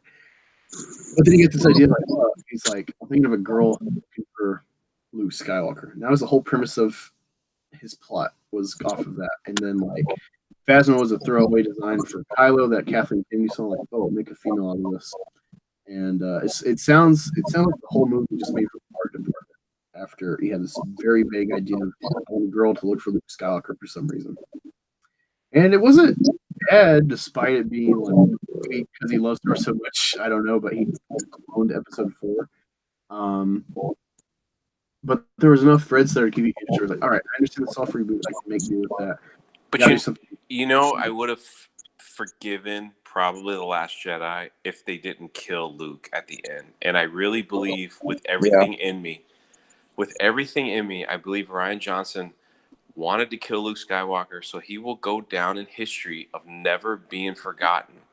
He will be the director that will never be forgotten because he's the guy who killed off Luke Skywalker. And for that, I think he wanted that. Whether they hate him or not, he just didn't want to be forgotten. Yeah, like his ego is so screwed up that way that I'm gonna kill him, and I don't care if everybody hates me, but I'll never ever be forgotten, ever. You know, in Star Wars lore, he'll never be forgotten. You know, I keep holding on hope, Drunk. I know it's slim to none. Oh, I hold on to it too. I always look at that scene and I say, okay, how could they fix this? And, you know, the fact that his metal hand doesn't drop down kind of gives me hope that, okay, maybe he just forced vanish to another spot and he'll come back type of thing. You know, they'll explain it like that Bilbo. Yeah, it's new force, but, you know, there's all these new force talents. You know, we got to see Leia fly through space. So we might as well see, you know, Luke develop the new force power of morphing himself to another spot, you know, or whatever. But to kill him like that, and with, you know, he didn't even really have, you know, a lightsaber duel. I mean, it was all an illusion. So I talk about being robbed. It was an illusion. Satisfaction. It wasn't just an illusional fight. It was an illusion of evasion. Yes. Yes. Yeah. He never even clashed the lightsabers together. Yeah, and that's to go with the whole narrative of these weirdos. Just like, this is what's great about a real Jedi doesn't fight. Subvert your expectations. Yay! Yeah, this is what I'm going to address why SJWs love Last Jedi, and it's because, for one point, think of superheroes and think of policemen. This is kind of my example, right? It doesn't matter, and this is kind of the point of the Force, and what I think is the duality George Lucas intended. Which is very Taoist or Buddhist or Hindu. It's like, it doesn't matter. Like, conflict is inevitable. It's all about how you react to it. You know, that's what defines you. Same with the cop or something, where it's like, crime is never going to stop, but it's the fact of if we fight it or not that defines us. Well, I get into these. I have a friend, and you know who he is, Angus, who's a Last Jedi defender, and we get into private talks, and his because if I do it out loud, my drunk 3PO would just destroy him, like, it would be ugly. But his thing was, don't you want to see? Wasn't it? But don't you think it was awesome to see Luke go through his go through like these different emotions? And I'm like, we already saw that in Empire Strikes Back. Like, he went through his defeat, he went through his downfall, he went through his like prideful, I can take him, I can do this, I'm not, we saw him go through that already. Well, he even kind of fails in Return of the Jedi. It's only because his dad saves him that he makes it out. Well, what we were expecting was him to be a Yoda type or an Obi-Wan type of role, like they were, in their older years, after, learning about the Force for 30 plus years or whatever. So we were expecting that mentor role, the one that knew it all that you went to. They tweeted that he was on Daisy Ridley's back for like one of the first tweets for episode 8. Yeah. And I thought that was clever. And I was like, I actually look forward to this training sequence so we could kind of understand more. You have before that movie came out, I bought shirts, I bought hats, I bought posters. You poor guy. because Luke was my man, dude. Like I bought everything. I went to every, I watched Mike Zero every day. I watched I wanted to know is Luke gonna, and of course Mike Zero's biggest thing was Luke was gonna destroy AT-ATs, in this film, and so I'm going, oh my God, he's gonna take down an army. And so when the Battle of Crate happened, I'm going, okay, after all this ridiculously stupid stuff, we're gonna see Luke destroy these walkers and knock them down like dominoes. Yeah, exactly. Like I was like, okay, I'm gonna forgive everything that I just saw, and then I'm going, all right. And then as soon as I didn't see his footprints, I go, oh no. I'm like, at first I thought like freaking Rey was projecting Luke from like the Falcon or something. Like it was like a projection. Well, the For broken some reason, lightsaber. that's what I originally thought. Like, because I know I didn't see his footprints in the Salt Planet, and I'm going, somebody's projecting him. Is it R2? Is it like BB-8? Is he projecting Luke Skywalker? Right. To get them to pass? And I'm like, oh no, this is gonna be dumb. And then when they showed him die, like the guy next to me just screamed out, "What the?" Like he just, what the? And I'm like, and I kind of was like, yeah. Well, it's stupid that they say like, "Oh, it's so great because he helped stall for the resistance." It's like he didn't he didn't know that they were trapped in there, and even if they got out, they're on foot. There's no ship for them to go to. Dude, he has no after idea The Force Awakens, gonna lay down. Angus, I'm telling you, after The Force Awakens, I saw the movie like 9 times, right? In the theater. That's how dedicated Star Wars guy I am. So after The Force Awakens, the first time I saw it, when she finally holds the lightsaber and Luke takes his little, his hoodie off, people in the theater went freaking bonkers, screaming, clapping, cheering. It happened 3 times in the theater that I got to see. And every time it just overhyped me for The Last Jedi. I was like, oh my God, they are setting Luke up to come back, and him and Snoke are gonna. I'm like, dude, I'm so freaking hype because people just were screaming when Luke turns around and takes his hoodie off. You know that scene at the end? Yeah. Oh yeah. And people are just cheering. It's like, yeah, they're ready for it, and then they get this, and you're just like, my first understand? thought was, he's gonna fight Snoke, and how are they gonna make Snoke, CGI enough to make it look like he's fighting Luke? And oh man, I was so pumped for that confrontation of Luke coming back to kick ass. Oh yeah, I was ready for Luke and Rey to show up, and Rey fights Kylo again, and Luke fights Snook, and Well, yeah, no, Master I was versus expecting Kylo and the Knights of Ren to go to Octu against Luke, and there'd be a duke out that way. Dude, that would have been just as awesome. Or Luke taking on the Knights of Ren, have them kind of infiltrate the island or something, and he had to take them all out before they got to Rey or something cool like that. And I was thinking that Luke would have had some of his students hidden somewhere. Right. And then I figured Luke was going to die in this trilogy somewhere, and I'm like, then Rey could take over the students. So I was all ready for it. They don't understand. Disney, I was ready for it. I was ready for Rey to take over. I was ready for it all. Just give me my freaking Luke scene, and I would have been okay. But and it wasn't. Couldn't even do that. It wasn't just us drunk. The older fans and such, because my son, he grew up on Star Wars. He loves them. He has all the lightsabers. Earlier in this chat, you can go back and look. We were having a little lightsaber battle a second ago, but I was showing it on video. But he was so adamant and such a Luke Skywalker fan. And at the end of The Force Awakens, he was a little upset about Han Solo, but he was fine. And so he was a little nervous going to this one. And he made me, as his father, promise him that Luke wasn't going to die in this movie. And I was like, no, son, they wouldn't do that. There's a whole other movie left, and they're not going to kill off Luke. And man. So now he's demoralized. He absolutely hates Star Wars. I watched my 8-year-old child do a complete pancake flip from being an avid fan to I don't give a shit. And it's sad. Dude, I teach 6th graders, and every 2 weeks, just to try to get them to write, like get them to write papers.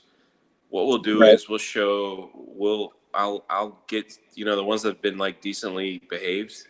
They'll get to pick like movie trailers to watch. So, and then what they do is the assignment is write what you think is going to happen in the film based by the trailer.